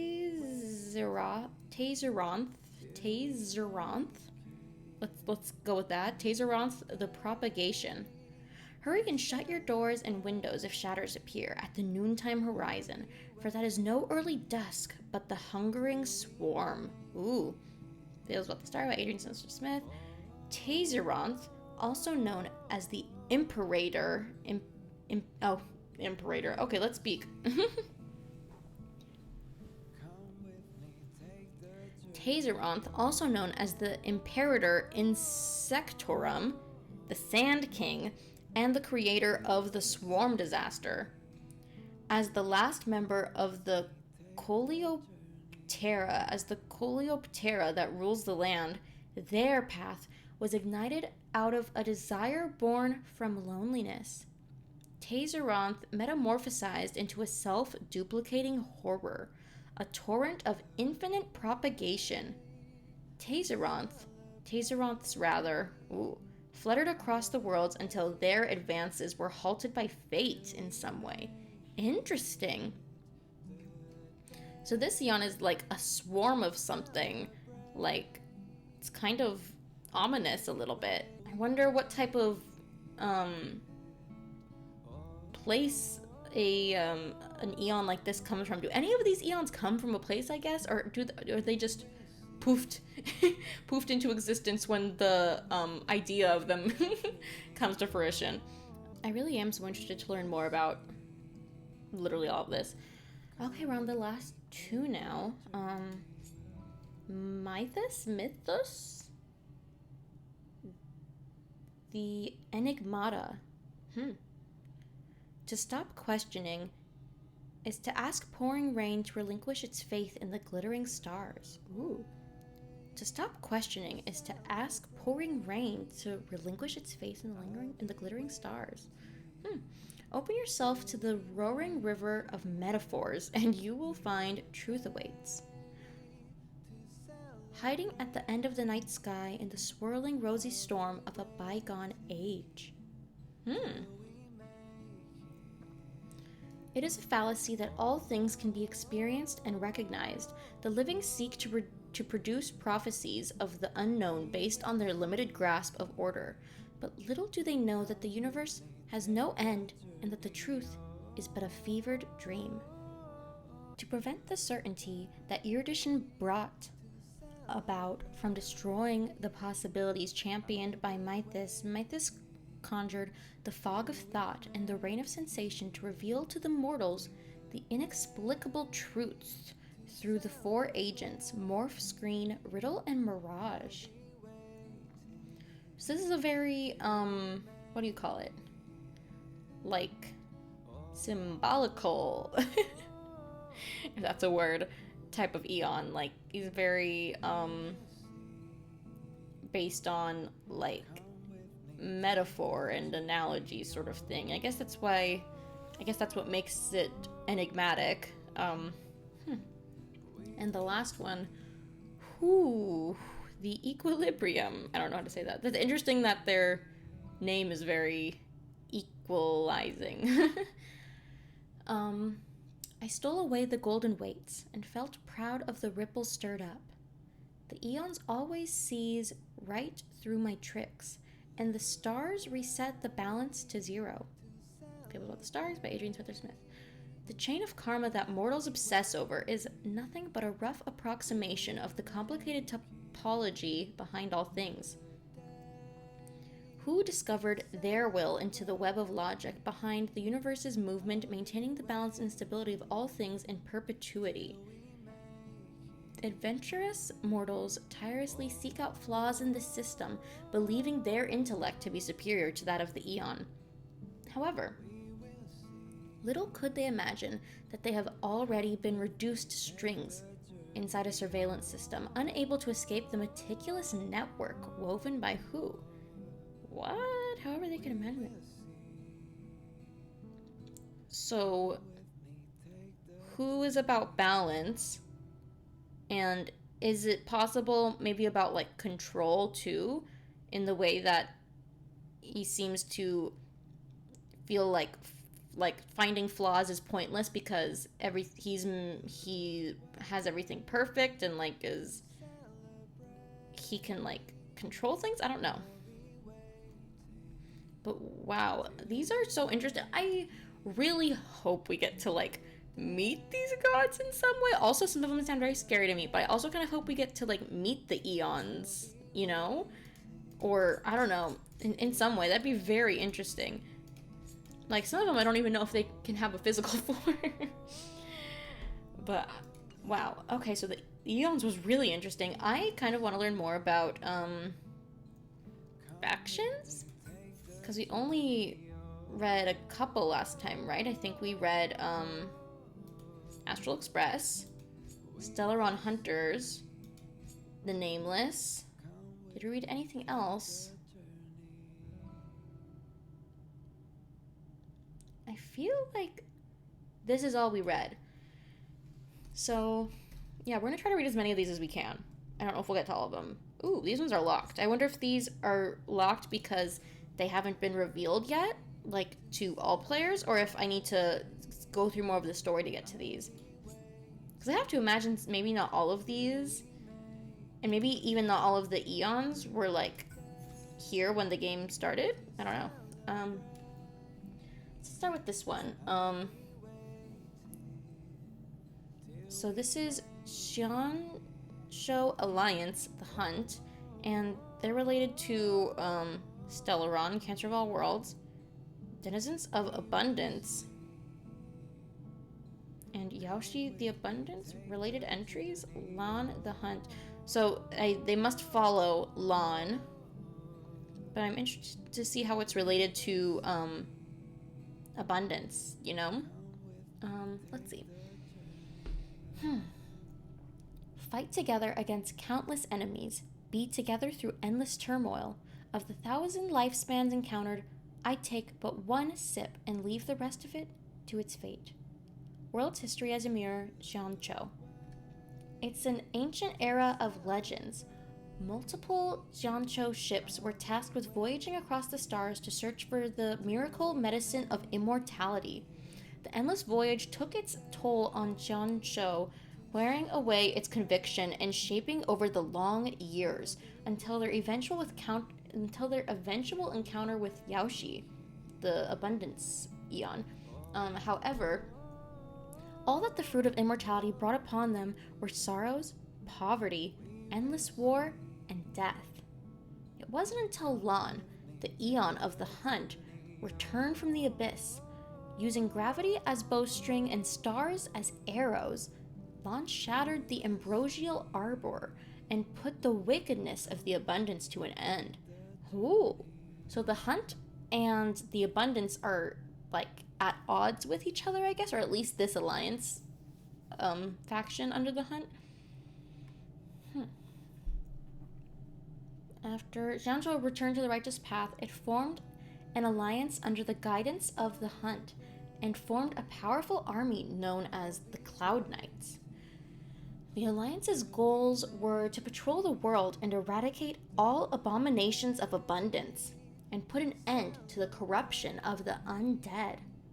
Over the years, the Xianzhou Alliance landed on a great number of worlds that used to enjoy the grace of gods. They eradicated countless undead abominations. Any civilization that worshipped abundance had to consider the possible threat of Xianzhou destroying their planet. This kind of deterrence was precisely what the Xianzhou Alliance is hoping to be. They want to be seen as the constant red line for those greedy for immortality. Become the price that no one dares to pay. To this day, countless souls have gathered upon Xianzhou. And that's the alliance. Is this also maybe a place or a person? I don't know. All bearing the will of the hunt and the intent of seeking revenge on the ravaging abundance. They will not rest until the complete eradication of the deathless doom, and their cosmic tours will not end. So, obviously, the abundance, that's the healing path, correct? Yes, this is that like very kind god, and they're against this because they've seen what the downside of like immortality is, and obviously the abundance being like a healing thing, sort of like of course, the ultimate form of healing is no pain, no death, like immortality, and they are staunchly against that because they've seen perhaps the downsides of such a thing, and so now they are against anyone who follows Yaoshi or the path of abundance. Interesting. And I guess it is also interesting that the path that is about like healing is called the abundance, because it sort of like infers that being able to be healed or to like live longer, you know, gives you more of something. Like they have an abundance of things because of like healing and things and living longer. Anyway, now we'll go to the next one. Galaxy Rangers, the Hunt. The ultimate fighter dreams only of the stars. Not all devotees of the hunt hate abundance. Okay, so see, this faction doesn't hate abundance. Just this specific alliance does. Such a group of talented rangers exists out there. This group admires Lan's policy of using violence against violence, and the Eon's swift decisiveness regarding punishment, believing the benevolence and justice of the universe need to be upheld via personal action. The Galaxy Rangers formed into a group of heroes, walking the path of the hunt, and roamed the universe thanks to the blessings of the Eon. They went from planet to planet, upholding justice for the locals, hunting down evil, then embarking on new journeys. The successful assassination of Lord Ravager Zulo first brought the Galaxy Rangers to their fame, and many years later a ranger thwarted the atavistic experiment of the 64th member of the Genius Society. And many years later a ranger thwarted the atavistic experiment of the 64th member of the Genius Society, Dr. Primitive. But after that, these Galaxy Rangers gradually faded out of sight in the cosmos. Rumor has it that they fell victim to Dr. Primitive's vengeance. Interesting. I wonder, is this a case of the Galaxy Rangers are actually like, you know, very like true like moral heroes, or is it one of those things where you feel like you're the hero but you're like not in the eyes of the people you think you helped, you know? Because I don't know, I'm just curious about that. And then yeah, it seems like they do seem to have a bad place within the Genius Society, though, because they tried to thwart an experiment of the 64th member, which, would that member still be alive? Because I know that people can, like, live a long time or forever in this world, but Herta is, like, over 100 years old, and she's, like, number 80-something. So, who knows how old this person would be and how long ago this was. Well, let's go to... we'll start the Nihility. So we have Self-Annihilator faction. Nihility. I aim to refine my significance by employing all as a whetstone, oblivious to how all beings are but water. I fade into them, like water dissolving into water. Lyrics of a song written by the mourning actor Lotus Prayer after gazing into the void. How emo, I don't know. Everything in the universe is meaningless, and human beings are worthless in the eyes of eons. If eons are truly above all beings, why would they even care about the emotions of mortals? The self-annihilators are individuals who have inadvertently stepped into the shadow of IX the Nihility, and from that moment have lost the meaning of their own existence. The meaning of their own existence. The shadow of the Nihility covers the stars equally, and self-annihilators may form in any world. If we call them a faction, they lack the social connections typically found in an organization. However, if we consider them phenomena, these poor souls do share one thing in common. Their various existential properties, such as corporeal body, mental cognition, and personal memories, will gradually fade in their journey of self-annihilation. That can be kind of sad, it seems. These phenomena can hardly be explained by the laws of nature. As described in the handwritten notes of the Doctors of Chaos, some self-annihilators, have their skin turn into something like rotten wood, full of holes and scars. Some have their endocrine system disrupted, becoming unable to distinguish between pleasure and pain and turning numb to everything. Some lose their memories, others lose their senses. It is as if they have been deprived of the meaning of their lives by some entity and can only keep watching in dreams and illusions as their own forms disappear into a black hole at the end of the horizon. However, some self-annihilators would conceive the idea of fighting back. They join the Doctors of Chaos, so that's how the Doctors of Chaos form, vowing to do their best to cure others of nihility, and what little time they have left in exchange for their own redemption. Moreover, some of them rely on their strong convictions to try to break the curse of nihility at its root, by slaying the eon that slumbers in the abyss. Dr. Primitive, number 64 of the Genius Society, once asked before his disappearance, if IX is truly unresponsive to the universe, how could the path of nihility exist to this day?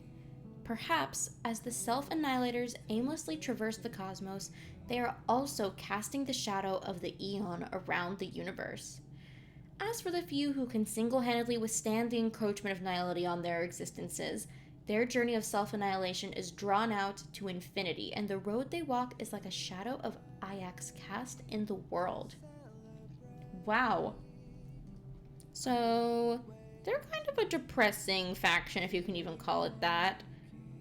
Like, it's like their whole beings are being, like, eroded and, like, yeah, like, eroded from just the existence of nihility.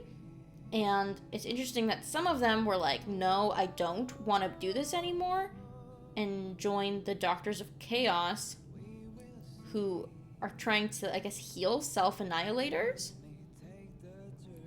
and ultimately want to get rid of IX, but they can't get to him because he's, like, somewhere deep in the abyss. Interesting. And Dr. Primitive, I guess, his research was highly IX based, it seemed, or nihility based. Okay, let's learn more about the Doctors of Chaos. So, we do not heal the body nor free the soul. We do not covet life nor shun death. We honor existence itself. Morang, Doctor of Chaos. Existence is nothing. When an organism has this thought and applies it as a guiding principle, it begins to walk on the path ruled by IX and receive the meaningless glimpse of the eon from some distant void. This will usually have two outcomes.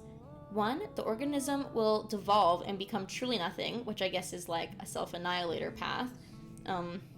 Yep, I should have just kept reading. And then number two, the organism will be captivated by the magnificence of the eon, thus becoming a Doctor of Chaos in their spontaneous curiosity. Doctors of Chaos uphold a creed of saving the world. If they are able to prove to IX that existence is more than nothing, they could free that large and lonely soul from the depths of the void. What they try to prove is a paradox, and it cannot be done by mortals. Yet, the Doctors of Chaos seem to enjoy trying, because the moment they perceived the worthlessness of life, that glance from the distant cosmos inspired them with a futile desire to revolt against meaningless destiny. That's really interesting.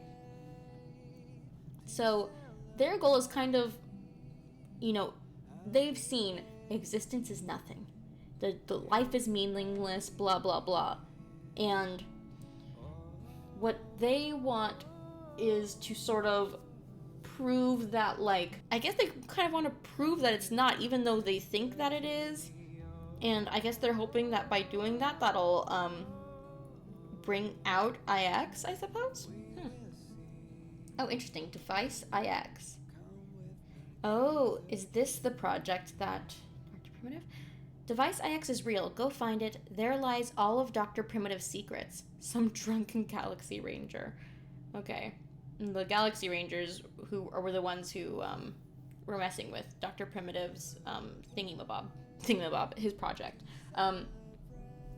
So, everything in the universe is bound by the prison of existence, constrained by their body and mind, and blinded by the world's superficial appearance. Everything in the universe is bound by the prison of existence, constrained by their body and mind, and blinded by the world's superficial appearance. Gotcha. Even the most intelligent beings cannot comprehend this. Matter, order, logic, and life, everything that makes up reality, is but one side of the coin. On the opposite side of equal entropy, there exists nihility. The two balance each other to create the complete universe. I get it, so reality versus nihility. Legend has it, in the void of nothingness that is difficult to be perceived by the material world, there lurks a mysterious faction. So this is somewhere deep in the abyss, known as Device IX. Those who gaze into the void for a long time will gradually be drawn to its dark energy, eventually passing through the dark web that separates reality from nothingness. The legend has yet to be proven, though. The most prestigious geniuses in the universe attempted to solve this mystery, challenging Device IX with no results. Why was this organization created? What are its goals? How many members does it have, and what do they do?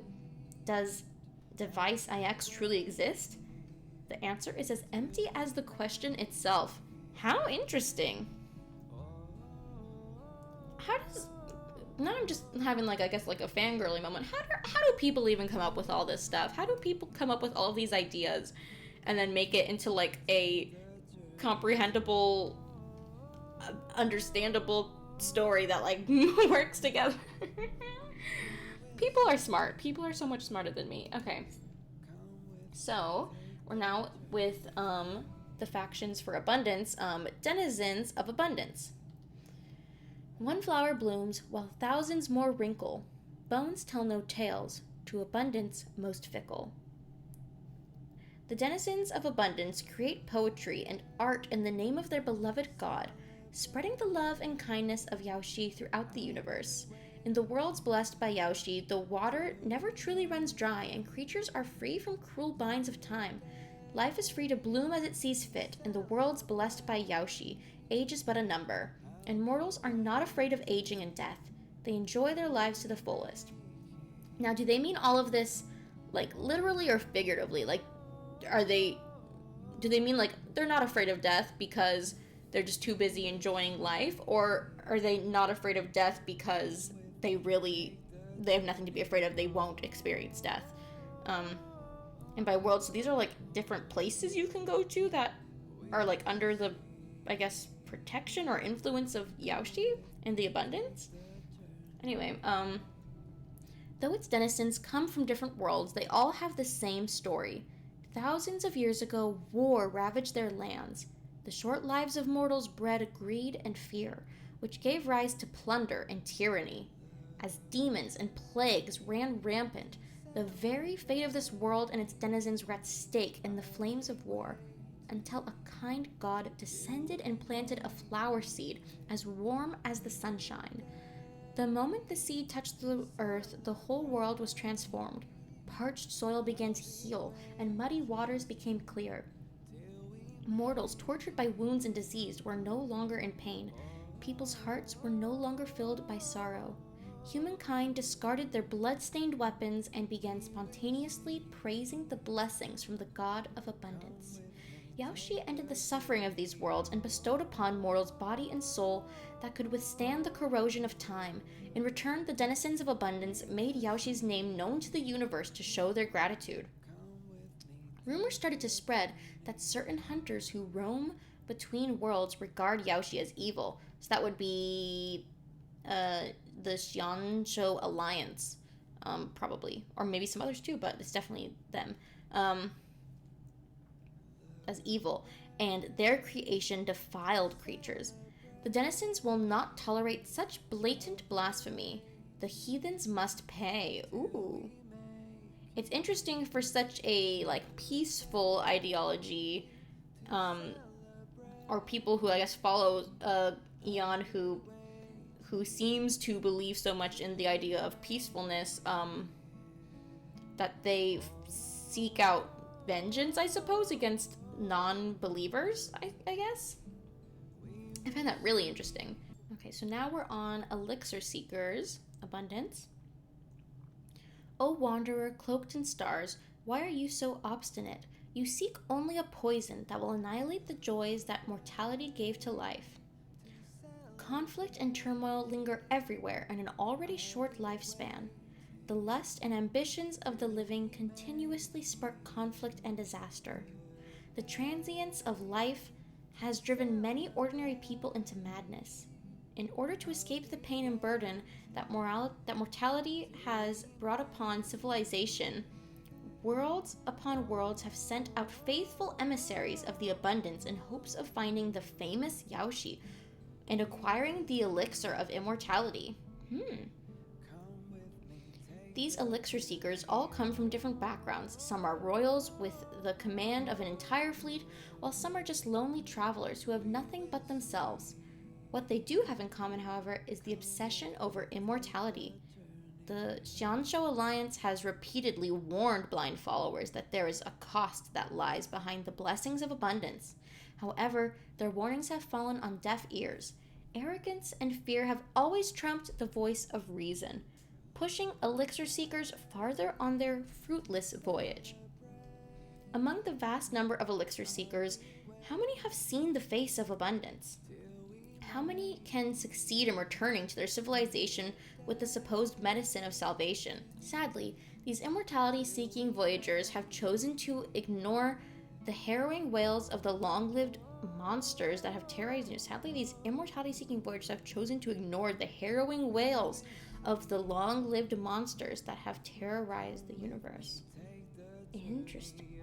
So yeah, these people, they follow abundance to the point where they are traveling to try to find Yaoshi and obtain the elixir of immortality. And as we know, such things like immortality come with a cost, and they don't really care.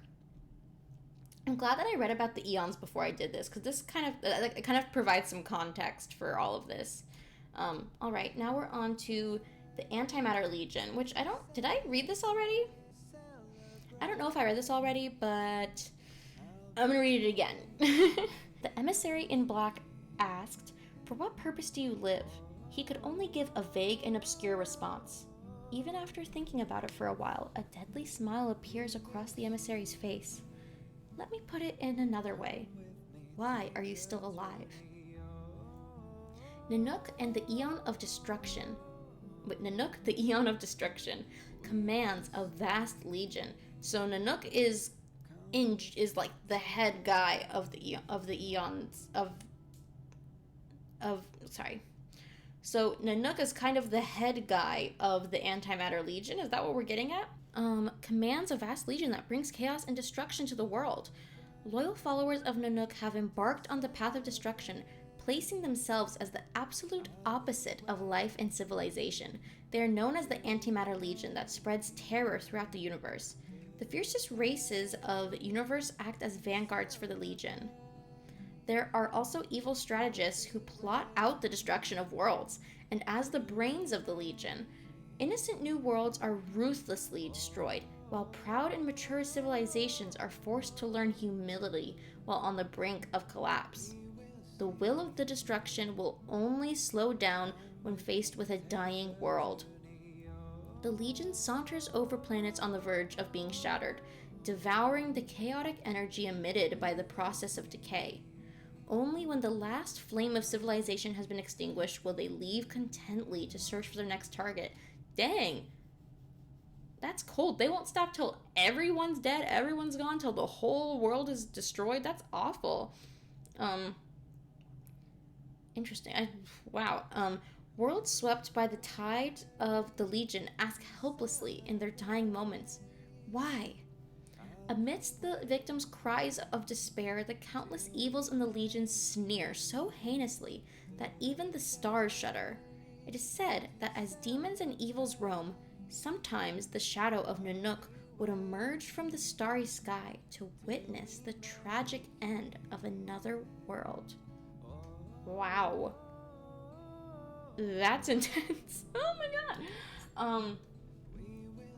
And this is the Annihilation Gang. I don't know, I feel like it's supposed to be read like that, like with your arms crossed, like the Annihilation Gang, they like are back to back with each other with their arms crossed, and they're like, the Annihilation Game. Yeah.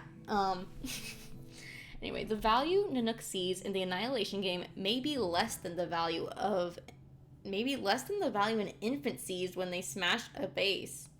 Wow, so basically, Nanook doesn't give an F about the Annihilation Game, is what they're trying to say. Not all fanatical devotees of the path of destruction are welcomed into the Antimatter Legion. There are many murderous species throughout the cosmos obsessed with pillaging and annihilation, but they lack the ability to systematically pursue the will of destruction.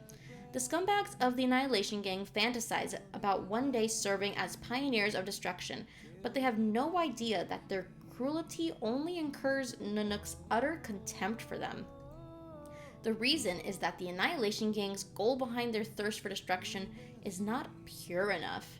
Chaotic desires are also mixed therein, with some taking pleasures in bloody slaughter, some plundering as an excuse for filthy vengeance, and some relying on endless destruction to calm their internal madness.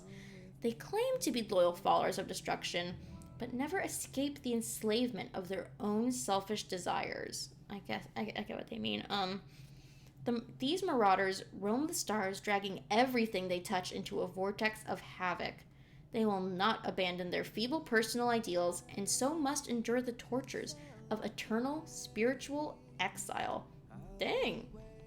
Not even their god likes them. Yeah, let's do the family harmony. The world is in harmony, and the stars shine bright. Praise the Lord. All are connected, and the wind of blessing breathes across the lands. In the vision of the harmony, the diverse civilizations throughout the universe will eventually become as close as siblings. Singing in unison the hymn of unity and joy, the universe will become a harmonious whole with no discordant notes to disrupt the beautiful chords and no fools worrying about their own short-sighted futures. Thus, under the loving radiance of the Eon Jipe, Jipe. I need to stop saying it, so crazy. Their chosen people formed a harmonious family. They come from different worlds, belong to different civilizations, and have different identities. But they are, at the same time, the closest family members there are. There is never noisy disputes or even contradictions among its members. Only eternal love and smiles. There is no more harmonious family in the universe than them. The family calls out to other worlds with their song, encouraging them to embrace harmony. Whenever new worlds accept the blessing of Jipe, the family will celebrate and rejoice and work even harder at praising the Eon's guidance. But not every blessed world can become a member of the family. Few would mention the civilizations that perished out of stupidity or hubris. People are also curious whether any members of the family had grown tired of the one and voluntarily abandoned the path of harmony. In the face of such questions, the family smiles and replies, "Never." That's kind of creepy. It's kind of creepy. It's like a bit like utopian, dystopian, like it's so perfect that it's wrong sort of thing. That's kind of what I get from it, at least. Okay, so now we're on to the Genius Society, which, have I read this? I think I have read this, because I remember reading Into the Hallowed Hall, Step Aside, Pride, but I want to read it again. So Genius Society, Nous stays in a corner of the cosmos, working out the equations, and Nous is a computer, we now know. Working out the equations of the universe made up of trillions of variables and devouring unknown laws and imaginary numbers. Once in a while, a spark of intelligence flashes in a mortal world. The Eon of Erudition sends a signal to its source, inviting geniuses to join in the search for answers to the universe. Many people misinterpret the signal, thinking the invitation to the Genius Society merely represents the favor and approval of the Eon. Then, they proudly continue to devote themselves to their studies, unaware that the solution to the problems that they have spent their whole lives searching for had already been solved by Nous thousands of years ago. Oh, wow. How depressing. There are also those who rejoice, thinking that they have already reached greatness and had created a priceless asset of civilization with their diligence and wisdom. They were sure that their life's achievements deserved Nous' approval. These geniuses were eager for a response from Nous, but the erudition has no time to appreciate the insignificant achievements of mere mortals. Their silence was deafening. Only very few can ascertain Nous' intentions. They humbly ask questions and seek guidance from the erudition. These enlightened few then disappear from the world, only leaving behind their world-shattering answers. Quote, "The answer to the universe is beyond the limits of mortal wisdom," end quote. Only geniuses who can clearly acknowledge this conclusion can break free from the shackles of worldly curiosity, becoming true members of the Genius Society. The answer to the universe is beyond the limits of mortal. You kind of have to accept that, it's either one of the two. That either, you have to accept that as mortals, you're never gonna understand everything, so just focus on what you want to, learn about, and, just know that that doesn't always mean you're gonna seek your answer. You're gonna get the answer you seek, sort of thing. And it could also mean that, if you want to answer the questions of the universe, you have to break mortality and become immortal. It could also mean that. Okay. So now we're here with, Intelligentsia Guild. The Intelligentsia Guild. Erudition. The universe is vast, and knowledge is universal. Both the genius and the mediocre have their own way of living. Oh, that's a quote from Herta. How I Joined the Genius Society and Became Enlightened by Herta. Only the cream of the crop can become members of the Genius Society, but the Intelligentsia Guild wastes not. The guild is willing to accept all beings from the infinite universe who seek to learn, as well as providing all that is needed for the full pursuit of knowledge.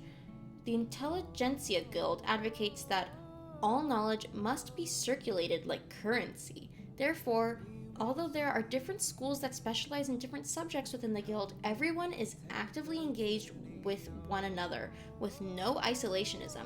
Members trade knowledge for wisdom and formulas for recipes, seeking to achieve mastery. Each school, like a business, pays for itself, and academic circulation has achieved the maximum efficiency proposed in economic models.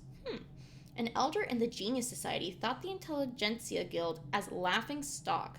However, as an open academic organization, the Intelligentsia Guild was above such mockery. After a long period of research and exploration, its members have reached a consensus that the only way to transcend the limitations of the individual is to have an academic network of mutual learning. I kind of get that.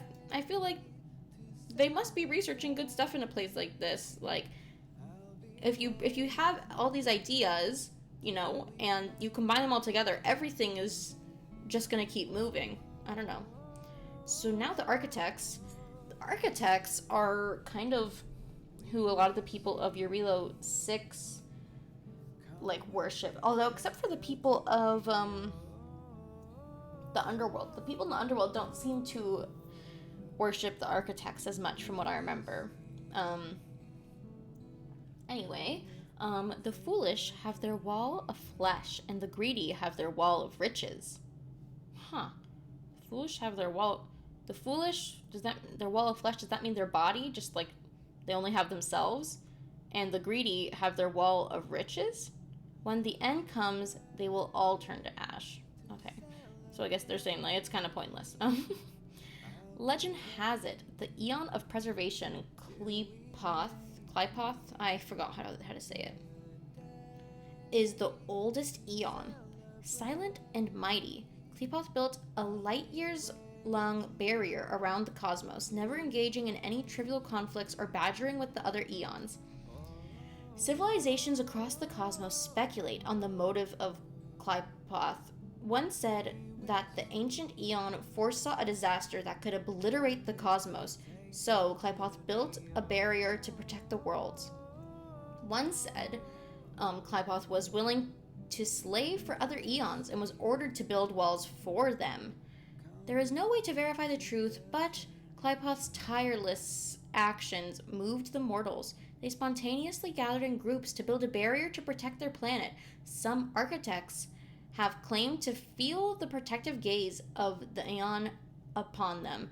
They liken it to a gaze of approval, tinged with the warmth of the forge and the smell of lime. That's an interesting sensation. So warm lime? The annihilation of a single star can devastate planets thousands of light years away, pushing them to the precipice of extinction. On the rare occasion of such calamities, worlds are saved only by the walls their denizens have built. People who survived their demise no longer mocked the stubbornness of the architects. Instead, they joined them, never to question their motives or the meaning of preservation ever again. Could that be what happened to Yurilo 6? Is that why they now are in this terrible winter? Obviously, you know, the destruction and the, what do you call them, the Antimatter Legion, they came and attacked them like 500 years ago or whatever. But, or 700 years ago was it? I don't remember. Could that also be that a star died and that's why they're in this terrible cold planet? There's a lot more, but I honestly do want to read all of them before this video ends. So we're just gonna keep going. We're gonna keep going. More preservation. The Interastral Peace Corporation.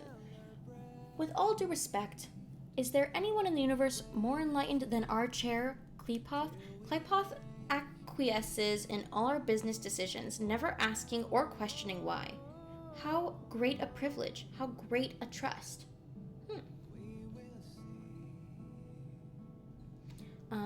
Oswaldo Schneider, head of Interastral Peace Corporation, Marketing Development Department, level P47. To all outsiders, this is a corporation, like for real. To outsiders, the IPC is... Oh, I've heard the IPC before. I don't remember... I heard about it back on Herta's space station.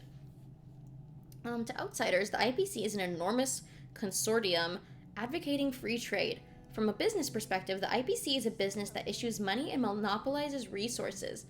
From a startup perspective, the IPC is a selfless support group dedicated to the Eon of Preservation. When many Astral citizens talk about the IPC, they talk about its ubiquitous merchandise and logo. They talk about its ubiquitous merchandise and logo. It's as if the IPC exists whenever there is a transaction. In fact, almost all business transactions in the cosmos are based on the credit system created by the IPC. Oh, so credits, the thing that we use to buy stuff, was created by the IPC? Which makes sense that the common form of trade, like across the universe, was created by the people who follow the Eon who has been around the longest. I guess that just makes sense. If one were to compare interastral trade to a sports competition, the IPC would be the top athletes, as well as the sports, the venue, and the rules themselves. Yeah, that's what it sounds like. Its absolute dominance over wealth and relentless expansion has given the IPC the image of a conspiratorial business dictatorship. But the IPC pays little attention to lowly ambitions such as dictatorship because its spirit hasn't wavered since its creation. Give everything to the Amber Lord Clypoth. Today, the Interastral Peace Corporation is divided into 7 major departments. Perhaps the word department can no longer encompass the astounding scale of this pan-galactic enterprise. In actuality, every IPC department would often control dozens or even hundreds of civilized worlds of various scales and have billions of workers employed in a hereditary manner, let alone the countless masses that are affected by the impact of its commercial activities. So, these 7 major departments are the Marketing Development Department. The Marketing Development Department is engrossed in reaching more star systems to preach the calling of Clypoth. At its same time, it is also responsible for pulling newly emerging worlds into the universe commercial sphere. Wow. It is said that its chairman, Oswaldo Schneider, is a former Nameless, who still holds strongly to the will of Trailblaze after joining the IPC. People believe he will soon become a member of the Board of Trustees. All he's missing is some experience and an empty spot. The Business Consolidation Department. When the Marketing Department finishes establishing relationships with a new world, the subsequent commercial dealings will be handed over to the Business Consolidation Department. The department is responsible for managing the IPC's hyperdistant delivery system. Amazon? Okay, the stock take specialty goods, set prices, and continuously maintain the IPC's subsidiary facilities and goods inventory. It's kind of crazy actually to think about that. There's like one common form of currency and like standard like trade prices for the whole universe at the moment. Especially, I guess it's interesting to think about just because like of even just like if you think about in real life, just on our world alone, about how many different like forms of currency there are and like how they like compare to each other in value and stuff. And I don't know, that's really interesting to think. And like even if you were just to like buy something like in America, made in America versus like something, I don't know, like in England, made in England, like how different the prices could be for something like that. I don't know. So it's interesting to think that they have somehow standardized that for the whole universe, basically. Anyway, the Business Consolidation Department is the IPC's biggest department. Its staff numbers amount to 45% of the headquarters' total personnel. I also just realized, like, a faction or, you know, corporation this big must have so many employees, like, more than thousands. They'd have to have more than thousands of employees, right? Like, to be able to do something like this, it must be tens of thousands of employees. The Strategic Investment Department. The Strategic Investment Department has the second best foresight in the IPC. Their investment will never be limited to short-term returns.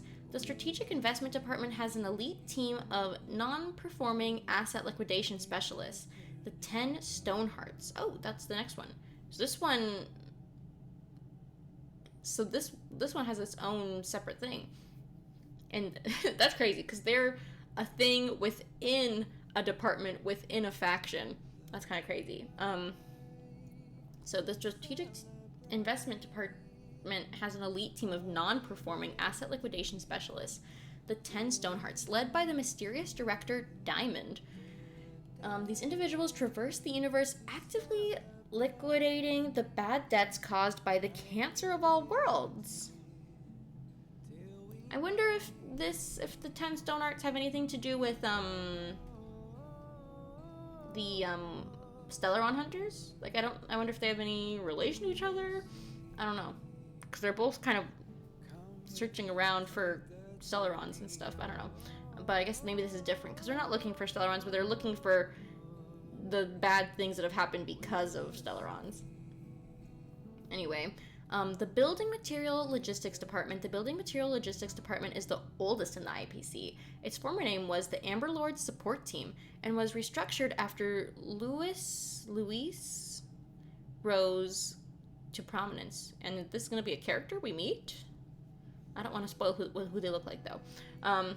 The current director of the department is the rotund fellow Taravan Keen, one of the rare verified emanators of preservation in the IPC, and one of the 7 members of the Board of Trustees. Oh, he shoulders the holy duty of shipping building materials to Clypoth, and his grip on power only solidifies over time.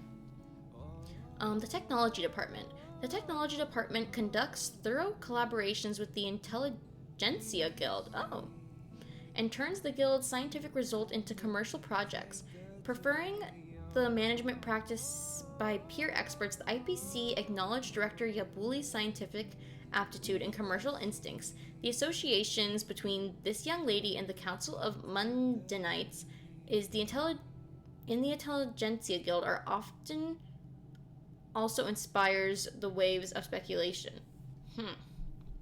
The associations between this young lady and the Council of Mundanites in the Intelligentsia Guild are often also inspires waves of speculation.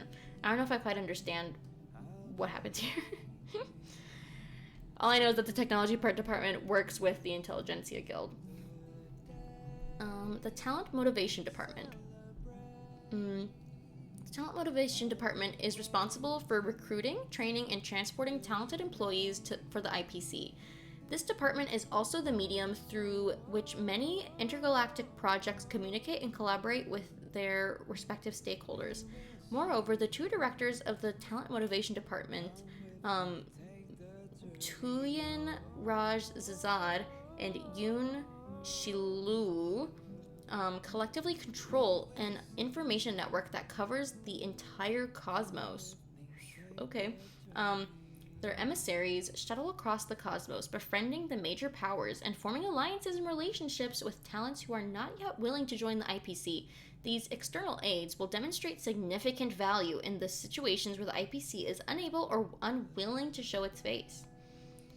So, yes, this department is responsible for getting more people involved in the IPC, or like involved in at least maybe their currency system and whatnot, and their trading and all that. And I don't know, just being under Claypoth. The Traditional Project Department, the final one. The passage of time saw the rise of fall. Do they mean the rise and fall? The rise and fall of many industries, with their influence and positions in the IPC's trade system also ebbing and flowing. When one industry's trade falls below a certain percentage threshold in pangalactic commerce, it will be removed from the duties of the Business Consolidation Department and handed over to the Director Arita of the Traditional Project Department. With its mediocre performance, the Traditional Project Department is hardly appreciated by the IPC. However, there is also the view that the true elites are concentrated in this department, where they silently conduct business that have withstood the test of time. Okay, let's hear about the 10 Stonehearts, which is a smaller department within the Strategic Investment Department. Ooh, it's a long one. 10 Stonehearts. Mortal flesh is fragile, yet my heart is unyielding, unlike the monolith. For without this resolve, the way of preservation would fade into oblivion. Diamond, rank P47, Director of the Strategic Investment Department, Inter-Astral Peace Among the myriad IPC departments, the Strategic Investment Department is responsible for being visionaries. Their investments are never obsessed with short-term returns. They often operate investment rounds stretching across dozens or even hundreds of amber eras per round, which I still don't quite understand what an amber era is. I probably need to look at definitions of things, different terms. And their goal is nothing less than total control of entire star systems. Though many investments made by the department were turned into bad debts due to the continuous setbacks caused by Nanook and Stellarons, the Strategic Investment Department have attained multiple stunning achievements ever since the current director, Diamond, took over. Eradicating the swarm infestation in the Gallant sector and completing the commercialization of the new ecosphere, conducting capital injection to the Golkondar Mining World Consortium following the Stellaron incident, securing fresh sources of minerals for IPC's construction materials logistics trade, reclaiming the lost world Urilo 6 and investing in its revitalization project, cooperating with the Garden of Recollection to salvage the Memoria in Dead Worlds. Behind all these events, the team named the 10 Stonehearts played a prominent role. Officially known as Non-Performing Asset Liquidation Specialists in the IPC, they are an elite team under Diamond's direct management. It is ever-changing list of members, comes from a diverse range of backgrounds, and holds a wide variety of responsibilities. The only thing they have in common is how they were all personally promoted to the role by Diamond and were granted a credential to their identity known as the Cornerstone. Some credible sources suggest that the 10 Stonehearts have demonstrated on certain occasions unbelievable might that could be related to preservation. Whether this power originates from the members themselves or the cornerstones they possess remains uncertain. However, since Diamond is one of the few confirmed emanators of preservation within the IPC, this power is likely related to that fact. The trouble pass between the Strategic Investment Department and the Marketing Development Department has long ceased to be a secret within the IPC. Some claim that the 10 Stonehearts are actually Diamond's private soldiers, while others believe they are purely followers of preservation, even going so far to say they have carved out their own hearts and replaced it with Clypoth stone. The true allegiance of the 10 Stonehearts remains a mystery for now. Ooh. Well, I love me a mystery. So it seems like they evidently do a lot of or at least credited for doing a lot of important work with the IPC, like including like helping save Urilo 6. Like, is that like with, you know, the stuff that the architects did? I don't know. This is crazy. Now, how many do we have left now? We have 1, 2, 3, 4, 5, 6, 7, 8, 9, 10, 11. We can do 11 more. We can actually do 11 more. Let's go to the swarm propagation. Human desires are complex, twisted, and even ugly. By contrast, the aesthetics of the swarm and legion are so pure, it's admirable. Some scientists before he went mad. Life is born of an instinctive desire to reproduce, and the senses and spirit are only unintended byproducts created when carrying out the basic instinct of reproduction. Those who don't submit to their primal desire claim to be wise, unaware that they are already considered food for the offspring of Tazeroth, the Eon of Propagation, the father of Swarm. The multitudes of the Swarm King's offspring can cover the starry night, their antenna long enough to measure the cosmos. Worlds fearfully call the self-replicated chaos as the Swarm. Spirits, soul, technology, philosophy, and the thousand compound eyes of Tazeroth, the universal laws pursued by all intelligent races are but a side effect of the ultimate goal of reproduction. The swarm doesn't seek a following by higher races, for worship itself is an unnecessary desire. Only the flying creatures that succumb to the primal instinct will be attracted to the self-replicating primordial tide. Transforming to be part of the swarm after becoming its food. Ugh. Even without their god, the swarm continues expanding at an incalculable rate, bringing fear and disaster to worlds chosen as their nests. I can't even conceptualize this. This is it just sounds like just a big the swarm is just a big thing of destruction and chaos that just like, it's almost like a black hole. It just brings everything into it and like destroys it. Is sort of the concept that I'm getting from it. But I have no idea what this actually looks like in the worlds that it's apparently, you know, destroying, I guess, or, you know, getting itself caught up in.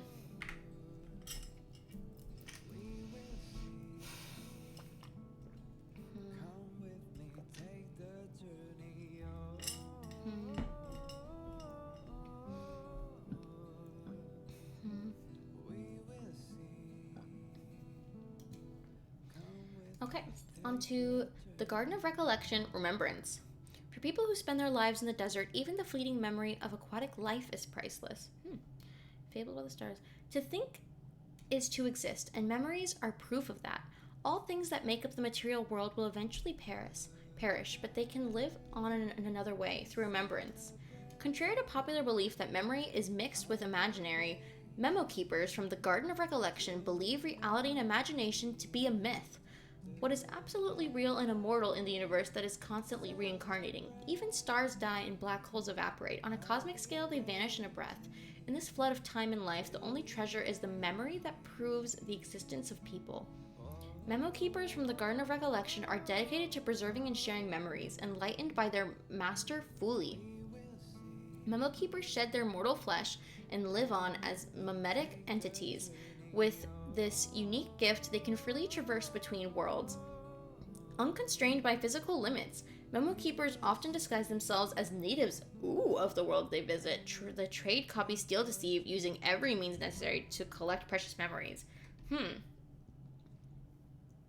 So they try to collect memories and store them to like keep, it sort of is in a way, it's like a fight against like time and how things continue on, because they try to like take things and keep them.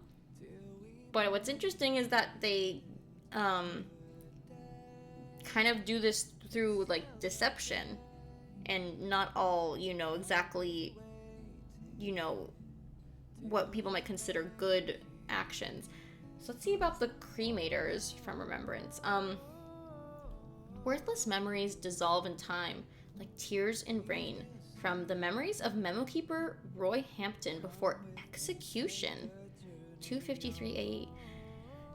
In the Garden of Recollection, where memories of the universe are sought and kept, hides a group of extreme memo keepers who view the marks of existence differently.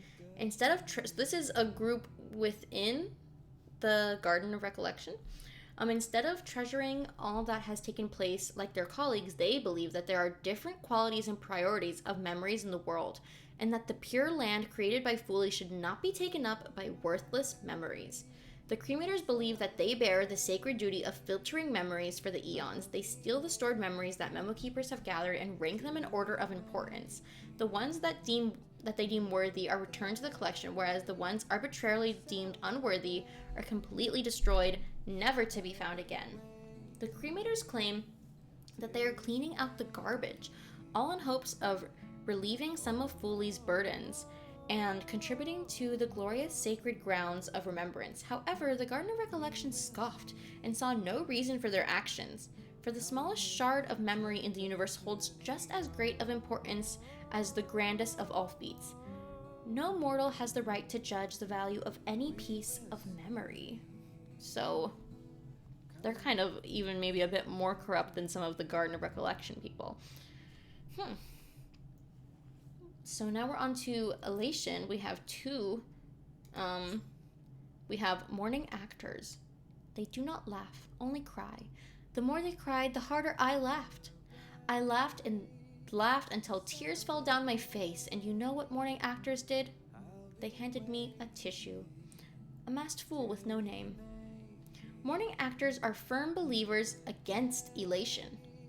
They believe life is full of ups and downs, that agony makes people mature, but fleeting joy only offers hopeless and unreachable temptation.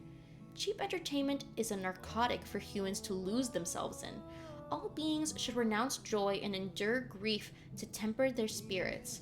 To this end, these people formed a theater troupe of sorrow. The actors ride a gondola that spans the stars to perform. They collect and wear masks from different worlds, symbolizing the races that have passed and those that have not. At the same time, they record the sorrows of intelligent life. They compose magnificent tragedies for heroes facing their end and sing graceful elegies for dying stars. Mourning actors advocate celibacy and penance, hoping this would go against the path of elation and dilute the sweet allure that the elation has been able to provide to the universe. However, joy and sadness are two sides of the same coin. Yeah, you can't have joy without sadness, and you can't have sadness without joy. Their very essence is engraved into the souls of all beings. The Eon of Elation sees the potential strength in the beauty of tragedy. Perhaps out of the fondness for their wicked sense of humor, Aha blesses these people with eonic powers, playfully helping them spread their renunciation of joy. Okay. I'm very interested to meet some people who are like this, who are a part of the mourning actors. I'm very curious about that. Now, and I wonder just how long and expansive this world will be, not this world, but this game will be, and how far it will go on. If I were to compare it to Genshin Impact, we kind of knew from pretty much the beginning that, you'd go to Mondstadt, Liyue, Inazuma, Sumeru, Fontaine, Natlan, Snezhnaya, Conria, and we're probably maybe also gonna see Celestia, and that's kind of a general idea of what's gonna happen. Is there something like that for this game, a general idea of where we're going, how long it's gonna take, because are we actually gonna get to see all of these different factions together? I'm very curious. Now let's go to Masked Fools Elation. Even an organization like the Masked Fools sings praise for their Even an organization like the Masked Fools sing praises of their Eon. The Eon will never give you up. Not me just getting rickrolled. Not me getting rickrolled right now.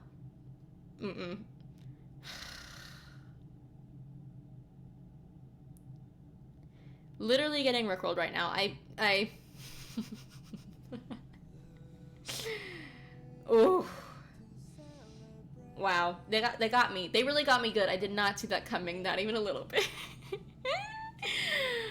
The Eon will never give you up, never let you down, or run around and desert you. They will never make you cry, say goodbye, or tell a lie and hurt you. From Ast Rickley. Ast Rickley. No way. Super pop star of the Epsilon, whatever Roman numeral that is, system. Really. Anyway, the Masked Fools, The Masked Fools tell a parable of the birth of their beloved Eon. When the Eon of Elation climbed to the highest branch on the tree of existence, they saw the cold and despicable void, the stars operating like machinery, and how the meaning of all things bows before nothingness.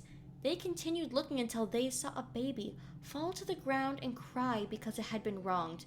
The Eon burst into laughter. Laughter so clear it tore through the cold universe and still reverberates through the universe today. The fools believe that the truth of the world is a joke, and that the ultimate meaning of all things lies in mere laughter. The universe is merciless, but there is joy to eliminate pain, dilute sorrow, resist nihilism, and heal wounds. So it seems like elation is sort of the antithesis of nihilism. Laughter, the gift of intelligent races, is the only answer. Masked Fools are extremely radical when it comes to their beliefs among the followers of elation. In their pursuit of pleasure, they do whatever it takes to find it, often causing havoc wherever they go. They laugh at heroes for self-righteousness, kings for their lust of power, lovers for their infatuation, and scholars for their overthinking. The fool's objective is to stir the stagnant pool of life to create surges and changes. Because change is a source of mockery and amusement to the fools, it would be a welcome sight if someone could turn the tables on them. So they're kind of... The mass fools are kind of trolls a little bit, and so they're kind of like...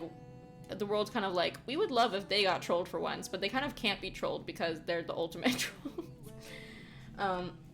Okay, let's go on to Mirror Holder's beauty. The mirror holder gazes into the mirror but recognizes not the face staring back. The legend of the mirror holders had it that the downfall of the god of beauty was an ancient metaphor symbolizing the shattering of people's views on beauty, crumbling like a collapsed tower into rubble and bricks. Therefore, the goal of the mirror holders takes on another significance. When conceptions of beauty are reunified, all disputes and strife will disappear. They believe that the eon they worship will be perfect and complete again, and the universe will become whole. This may not be a mere delusion, as the mirror holders possess a series of items named the Mirror of Transcendence. These mirrors do not reflect the material world, but instead reflect what is considered by the beholder as beauty, and project that into reality. What? Is this technology? What is this? As the mirror holders recounted themselves, these mirrors were fragments of Idrila's divine form. Whoa. When the god... This whole game is crazy. There could be a whole game just based off of the lore behind this one god, but yet they have a game based on all of this instead. This is crazy. As the mirror holders recounted themselves, these mirrors were fragments of Idrila's divine form. When the god of beauty died, their fragments were scattered to the cosmos. The wandering mirror holders tried their best to find clues and recaptured these fragments, hoping that to one day piece everything back together and let beauty return to the world. And then we have the Knights of Beauty. If I win, please admit that Idrila the Beauty is the most beautiful of all, from Argenti, Knight of Beauty. Among the legions of Idrila's follower, the most infatuated with classical beauty formed the Knights of Beauty. They ride their faithful and dexterous mounts and chant ancient, beautiful songs as they fearlessly travel from planet to planet, extolling the name of Idrila to the beings of the universe. The Knights of Beauty are extremely self-disciplined. They stubbornly abide by an obsolete creed known as the Code of Chivalry, believing that only through a perfectly refined body, mind, and spirit can they become truly worthy of worshipping Idrila. Despite their extraordinary strength, the major factions of the cosmos hold the Knight of Beauty in low regard. Warriors with only worship but little faith are the wastrels traversing the universe and cannot form a powerful force. Warriors with only worship but little faith. Interesting. Worship but without faith. Rumor has it that the Knights of Beauty do not believe in the fall of Idrila. They shuttle back and forth across the universe, their source of power still a mystery. So now we're on the Enigmata Order. Have we seen a Eon for Order yet? Wait, let me go back. That's kind of out of order, but... Order. Huh, we haven't heard anything about a Eon of Order yet, it seems. Interesting. I'm really happy we read through all of these. It feels like such a relief to know all of this. Not that I'm going to remember every detail or anything, but I have a general idea, and that's going to make things so much better. Anyway, we are on the History Fictionologist Enigma. History is not mired? I don't know that word. I actually don't know that word. History is not mired in truth. Reality can be distorted. We should let the past cease to stay in the past. It only exists in the here and now, in our brains, where everyone can embellish it. Huh. I suppose so.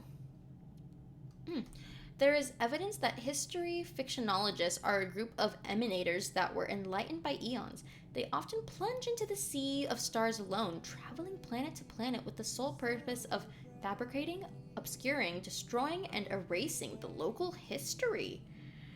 History fictionologists believe, I guess that makes sense for their name, believe that the past determines the future. When a civilization's history is definite, its future development is doomed, as all possibilities are eliminated, leaving only a sad and rigid path forward. In order to save these worlds from the sad fate of objectivity, history fictionologists consider enigmata as their only creed and are determined to shroud the universe in mystery. History fictionologists carry out their mission of destroying history alone and decisively, with an altruism that is difficult to comprehend. Their views are poorly understood by most, and their blatant hatred of objective facts is somewhat extreme. Many worlds are beginning to realize the irreversible, intangible damage that these emanators of enigmata have caused to culture. Across the cosmos, the history fictionologists have a reputation comparable to that of the Antimatter Legion. The Intelligentsia Guild has publicly denounced them. The Antimatter Legion destroys matter, but the history fictionologists destroy the very universe itself. Record stamp. This is the first time I see something like this. In view of the fact that this entry has been edited with unknown attribution, it is hereby declared that this entry is inapplicable to any reference and will no longer be updated. Are they saying that this very entry could have possibly been tampered with in some way? Is that what they're trying to say here? So this is like another big bad guy gang, sort of. Like, they're not, it doesn't seem like they're like necessarily like, you know, physically dangerous, but what they're doing is they're taking away like the very history of a place, which is, history is everything, you know, if you really think about it. So taking away its history is like taking away everything that makes a place a place. So the Riddler's Enigmata. You know what I know, and you don't know what I don't say. What am I? Riddler Baden Baba. Yes. Enigmata has a large number of followers, with the Riddlers being a prominent group. They were once Palace Hall poets, chiaroscuro painters, masters of disguise, or occult monks. While having reached great heights in their respective fields, after coming into contact with the Eons, they turned into an incomprehensible group of people who spouted ridiculousness and wrote falsehoods. Where the history fictionologists are devoted to the mystification of history, the Riddlers are obsessed with destroying the certainty of language. Words used to express meaning are gradually obfuscated in the mouths of the Riddler. They deconstruct texts, abuse metaphors, change word orders, tamper with semantics, and transform an otherwise precise language into something beyond recognition. While the Riddlers are not as prominent as history fictionologists are, their actions still have a subtle yet huge impact on the current universe. Why is it so hard to find a pure and precise language in the cosmos these days? That is another riddle left by the Riddlers. So, just beings of chaos, causing lots of lack of trust in the world. So the arbitrators, equilibrium. Good medicine tastes bitter. Sweet honey causes harm. Balance begets choice, and choice breeds freedom. Interesting. The amount of times I've said interesting in this video, I'm so sorry. At the beginning of life, the weight of existence was placed upon the scales, and the burgeoning of life energy instantly tilted the balance of the universe. But the patience of equilibrium is unfathomable. Given enough time, existence and nothingness are destined to attain perfect balance once more, and the balance of universal precepts must be respective. The arbitrators admired Hu's ideas, praising their eternal focus and patience. But universal laws have no control over time and space, and mortals can only pursue the beauty of equilibrium in a secular world by the elimination of radical extremes. Beauty and ugliness, joy and sorrow, good and evil, love and hatred. Countless opposing concepts were created and interpreted to satisfy the arbitrators' obsession with a zero-sum universe. But the rules of mortals are always riddled with flaws. Out of desperation, the arbitrators were constantly forced over the inexorable passage of time to patch up past fallacies, mistakes, forever shifting the hopes of equilibrium onto the next patch. Who watches on in silence, knowing that the restoration of order could never be shaken in the slightest by such vulgar mortal drama? This one is another one that's like very like, woo, like over my head. Over my head. With that, let's go on to the final one, for now, I guess. Beyond the Sky Choir Order. What the? The troublemakers shall not remain, and the greedy shall not be spared. The treacherous and fickle chaos is what contaminates the universe. Secret annualism. Is the universe a computer? I don't know. The Beyond the Sky Choir believes that the world's origin emanated from the resounding harmony of Enna the Order. So Enna is another eon, perhaps? Through their utterance, creations materialized, each bearing its unique symbol, preserving their existence across corrosion. Preserving their existence against corrosion. Subsequently, these discrete syllables intertwined, forming a rhythmic tapestry of passages that chronicled the rise and fall of cities, empires, and civilizations. Ultimately, they converged into a grand symphony of time. Oh my god, I'm getting dizzy. In the era preceding Enna's fall, celestial signs often graced the vast expanse. It was a jubilant chorus that resounded whenever a grand spectacle was established in a distant realm. Believers from all realms would perceive the sound, drawing inspiration from the spectacle and composing new hymns. As a result, the reverberations of Enna's harmonious melodies spread throughout the universe, quelling calamities and fostering unity and prosperity in the name of the Order. The chant of the Beyond the Sky Choir is believed to represent Enna's voice. However, with their demise, their voice merges into the harmonious music, vanishing without a trace. Nevertheless, this interpretation is not entirely accurate. There are indications that the echoes of the past have become discordant notes, attempting to break free from the unified harmony and resuming the chant of the Order. What? Now, this one, to me, goes way over my head even more than the arbitrators of equilibrium. What in the world is this about? Who is this? What?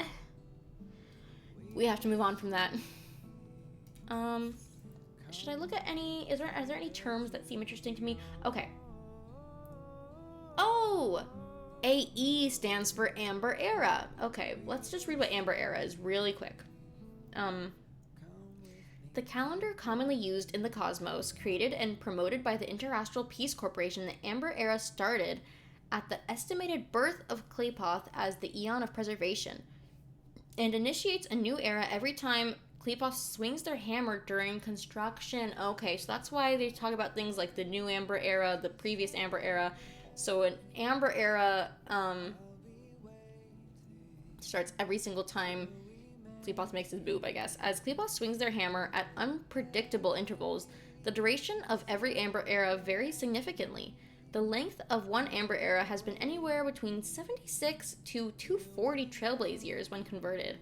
The Astral Express restarted its journey on 2157 Amber Era. Does that mean that it's been this many years since the previous Amber Era? Is that what they're trying to say? I don't know. I don't quite understand. Let me see. Is there anything? Oh, Trailblaze calendar. Let's look at the Trailblaze calendar. The calendar used by the Astral Express, it is said to have come from the home planet of Akivili, the Eon of Trailblaze, the isolated world of Pegana. The Trailblaze calendar system has each year split into 12 months, and each month is of different length. Apparently, this calendar is still used in many of the planets that Akivili had once passed in their travel. Okay.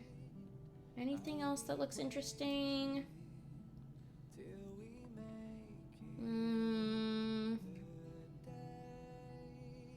so far nothing's catching my eye. If I have any questions about any of these terms, I might come back and look at these. Yeah. But, wow. I feel like that's all we can really read about now, because, like, light cones, I'm sure there's really interesting lore and stuff probably in these things, with all these little parts and stuff, but I'd honestly rather do that on, like, a, you know, base by base, what do you call it? Like, base, I don't want to do it for all of them, I don't think. I think that'd be tiring. But I'm really happy that we looked through the different eons and the different factions, because this kind of clears up a lot of stuff and makes things a bit more understandable, but it also brings about so many more questions, and it makes me so much more curious about everything. Literally everything.